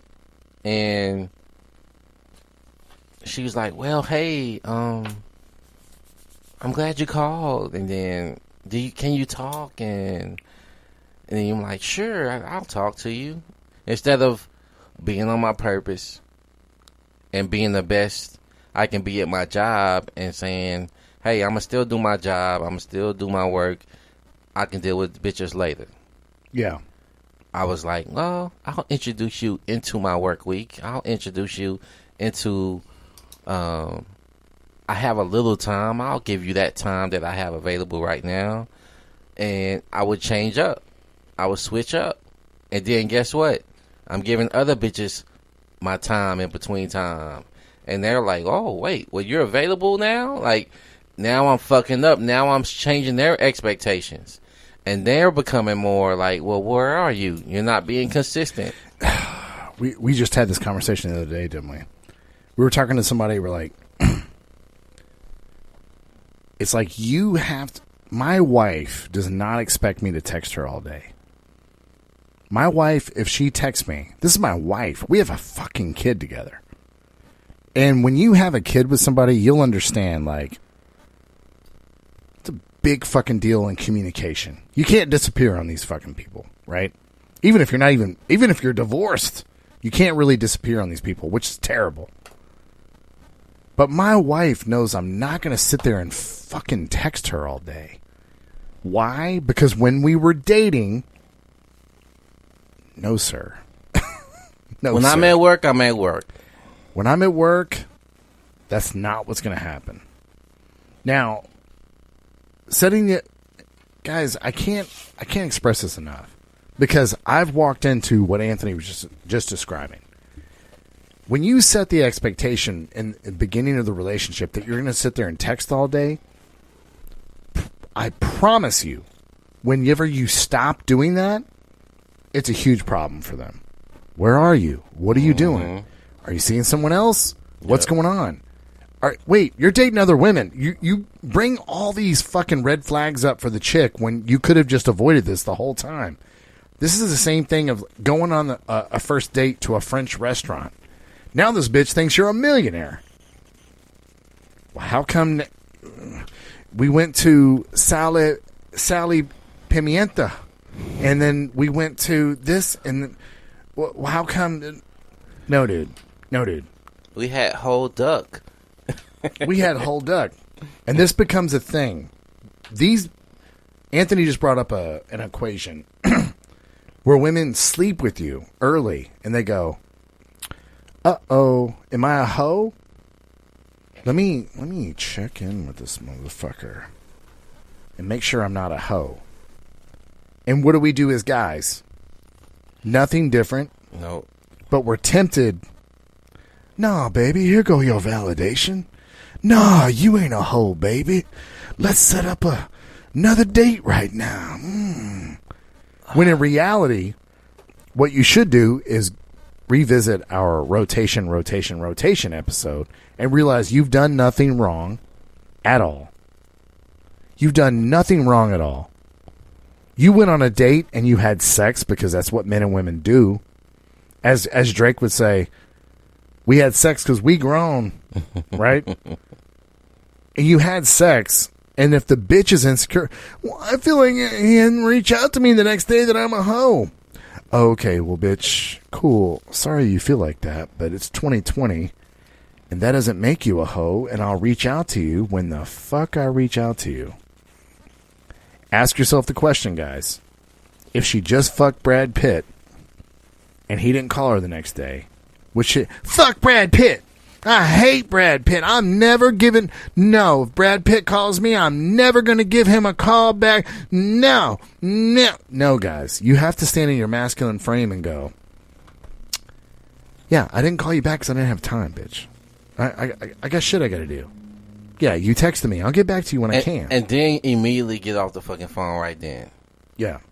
Because this is the thing. But this is a red flag for me because it seems like you're insecure. Yeah. And I don't like any of this. And you can't call it out in that moment because they're highly emotional and they're going to be all fucked up about the conversation when you have it. You are so right about this. You only call out red flags on women when they're calm. Mm-hmm. She brings you a piece of pecan pie. I just want to do something nice for you. And just eating your pecan pie. Hey, sweetie, can we talk about something real quick? That was a red flag for me whenever you were just like, I feel like a hoe because you didn't call me the next day. Why would you think that? Well, I feel like when a woman gives her body to somebody, then, you know, the appropriate thing to do is to give them a good morning text or something like that. Really? Okay, I'll think. Slice into your pecan pie.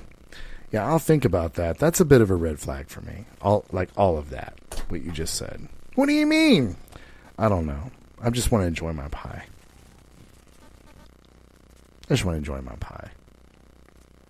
Some of you guys are not strong enough to do that shit, though. Right? Well, some of you guys are not strong enough to say nothing. They're used to being at Tom Segura's comedy show and then having to walk out and chase a bitch that's trying to get an Uber. They're used to making sure a woman's not upset with them. Right. Because a lot of men come from single mothers. Yep, I was just about to go there. Oh, I can't believe we both arrived at that conclusion. Yeah. I don't want mom to be upset. And my girlfriend's my mom. That's sad. That's a different podcast. That's a whole different podcast. That's a whole different podcast. But I definitely that shows you we don't script this shit. Yeah. Because I mean that's a whole different thing, isn't it? There's a thing about when you're in this shit. Think about the climb it took to get out of the blue pill mindset and to say, you know what, that's the last time I'm gonna do something like that. The thing is when you hit that bottom, and I always said this in previous podcasts, you can choose where your bottom is. You don't have to actually hit the motherfucker to be like, you know what, I need to get down and dirty and feel what it feels like to get fucked over by a woman before I become red pill. You know what I would love? I would love you guys to just use my story, right, and act like it happened to you. Exactly, and be that's what I would love. We were talking to a listener of us tonight in our Discord, Bruno, and then somebody was like, "Hey, you don't have to get as expert level as Wesley and Anthony." And Bruno was like, and Bruno's a loyal listener to the show, a great friend of the show, and they were saying you don't have to get as good as Wesley and Anthony. And I remember thinking to myself, fuck that.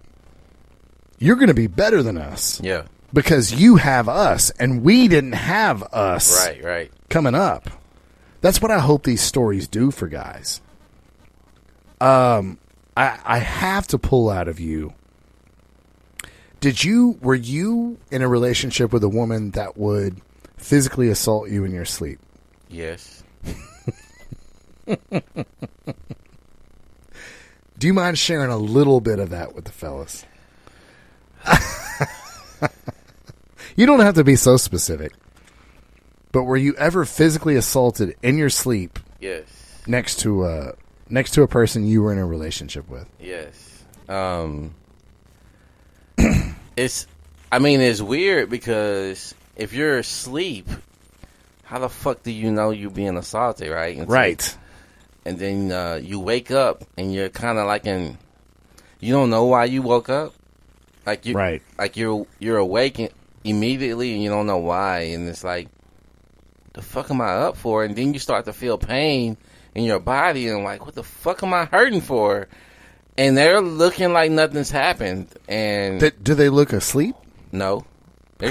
They're up, but they're just not looking at you at all. They're not even trying to hide it like they're asleep. No. They're like what, watching TV? Or? Yep, watching TV. Now, what part of your body would you be assaulted in? My arm. Oh, well, that's not that bad. My arm. I thought bitch would just roll off and hit you in the face. No. My arm and my chest was like the parts where I would feel. Would you get bruises? No.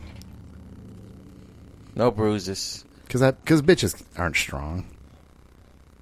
But that's some dirty shit, right? At the same time, I don't know what was happening to me before I woke up. You know what I'm saying? Right. I don't know how long it was happening. You know what I mean? Because typically you dream what's happening to you out physically, right? Like you don't know what's happening to you because you're asleep. So while you sleep, you might be dreaming that you're in a fucking fight in your dream because something is happening to you physically, and then when you finally wake up, and then they don't act like anything, they don't say anything, they didn't say, hey, you're snoring, or they didn't say shit to you. You just, all of a sudden, and I'm like, wait, did you hit me? Meanwhile, if you directed a movie where you choreographed a scene where a man closed fist hit a woman in the face, cancel that movie 100%, right? Yeah, well, cancel that movie. You're supporting violence against women. Cancel that shit. But women will hit men in their sleep? What the fuck? Oh, you never thought of it like that before. You can't even act like this happens in a movie. But women could do this in real life, and if you called the police, they'd be like, come on, man, we got a lot of work to do out here. What's your deal, man? What do you want to happen? You want us to take her to jail? Right. Sounds like somebody's a pussy, right? Right. Right. The thing is, man, you can't prove it because you're asleep, right? This is her get out of jail free card and pretend like she didn't do anything. 100. Can we say live on the show that I took your advice and watched the South Park pandemic episode? Will you predict what my favorite part of the show was? Oh man, yeah, because there was just so many. But yeah. I wonder if you know me that well. I wonder if you could like predict what was Wesley's favorite part of the whole thing. I'm sorry, I put you on the spot. I hate to do that. I didn't know you was even going to talk about this. Yeah, I'm trying to think because I'm trying to go back. That was so my funny. My favorite part, but the parts where he's trying to fix it by like jerking off. Oh God, jerking off in the weed when he was in the hospital. Like that was my favorite part when he said, "Hey man, you gotta trust me." He just went to the fucking. Tucking in the weed. Oh my God! And he was like, "Shh!" And he forced the weed. Oh my God, Anthony, the part in that show where him and Mickey Mouse are like, "Hey, this bat, you want to give it a go?" Holy shit! Oh my God! Well, you took that bat. What about this other animal? He said that was fucking crazy. You went to hell on that bat. He said, but hey, have you ever? And I was like, what was the name of that animal? Man, I forgot. Man. I forgot too. No, my favorite part of that whole fucking thing was where they have the cops because they got defunded being the teachers. That was and they turned the school into a prison. That was fucked up, actually. But that was a fucked up part. When 4 kids escape from the school, they're like, well, you took away all our resources. So now we don't have anything to hunt down the kids. So, I mean, if you could just give us those resources back. And they show up with the motorcycles and tanks. And they play this song. Hold on, I'm sorry. And it plays this song. It's the cops getting the tanks and the motorcycles and the guns back. And they're like... Everything we think about cops. You know what I'm saying? All right, so it's fucked up that was your favorite part. Oh no, because I love that the South Park writers think the same thing about cops that we do. Okay. Yeah, where it's like, the cops get their tanks and motorcycles and shit, and they start playing this rockin' music. When I get high on speed. And it's like everything you and I think about cops was redeemed in that moment. Well, I mean, somebody was giving me some fun facts on the creators of that of South Park. I forgot who they are all of a sudden now, but and they're Canadian, right? I believe so. Yeah. I think so. Yeah. It was just so funny, man. The episode had a lot in it. Had a lot of undercutting humor in it. That was once they started fighting, they just opened fire on the black student. Yes, got him. Yeah, he died. He died of COVID. He died of you motherfucker, man. Yeah. Well, it seems like we shut down for COVID exposure. Hey, look, the police officers. Hey, look, guys, we're going to become teachers now, and that means no dead bodies. Oh, come on. Yeah. No come on. Dead body. Yeah. Yeah, for those of you listening on this podcast that are outside the United States, you have no idea how rampant. Like, police officers they don't have rules here, because when they go to trial, they all get off. And because people that don't have bad experiences with police officers, they just assume the best. They're just kind of like, why didn't you just follow a simple order? But then you see people that can't wear masks during a pandemic, and you're like, that cop just gave somebody 11 simple orders. You can't follow the simple order of fucking wearing a mask in public, dog. You know what I mean? I don't know. I don't want to over-politicize I was about to say, this don't politicize this. Yeah, I don't want to over-politicize. But it was just, if you guys haven't seen that pandemic, and by the way, the great thing about comedy, shout out Tom Segura, the great thing about comedy is when people make fun of shit, it makes you think, doesn't it? Yeah. Things can only be funny if they're kind of true. Yeah. Right? We know that there's great police people out there, right?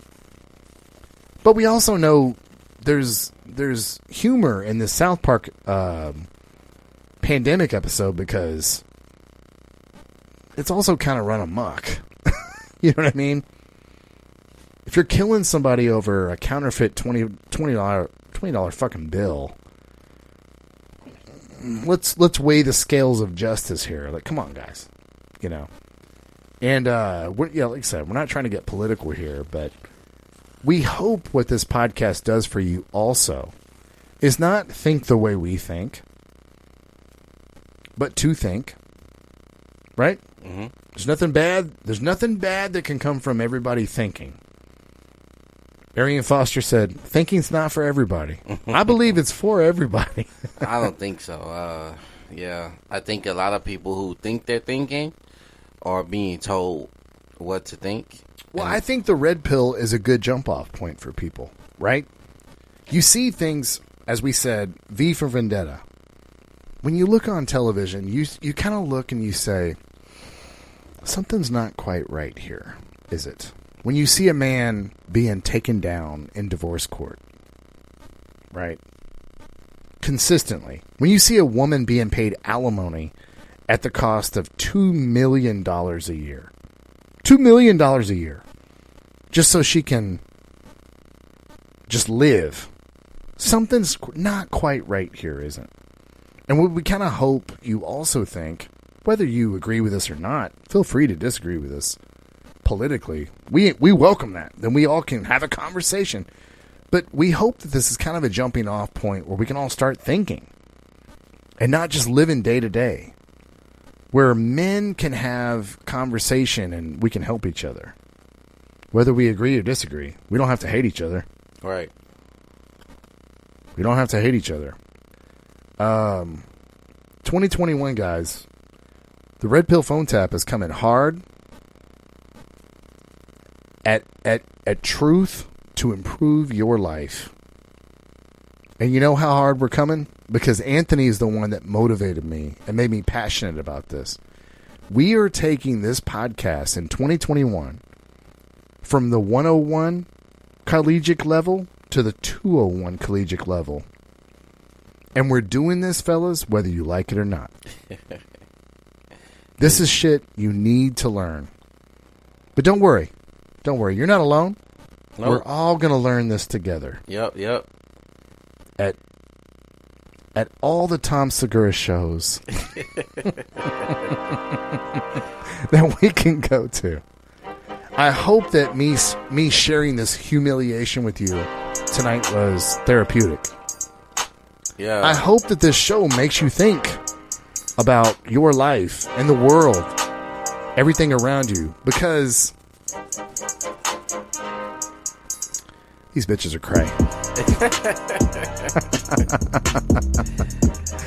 I hope you guys had a good time tonight. I hope you had fun at my expense. Well, I'm sorry, our expense. Yeah. Learn something from our mistakes. Be better than us. That's all we ask. And if you've been through our same shit, just understand that you can change it. It's just up to you. You don't have to go through it. Also, understand that you're not alone. Not at all. No, but we can be better. When men get together and we raise each other up, Yeah. it becomes a better world, because when men are happy, the world is happy. When men are happy, we tend to make other people happy. Insecure, crazy men, these are the people we're trying to avoid. Some of those people even get elected to public office. Oh, damn. We went crazy political tonight, didn't we? Yeah, more than we've ever had. So yeah, and we will never do that again. Yes, we will. But no, seriously, guys, I hope this made your life better. That's what our goal is to have a space for men where we can talk about being better as men for the world, not just for ourselves, but for the world. And we thank you guys for joining us again here at the Red Pill Phone Tap.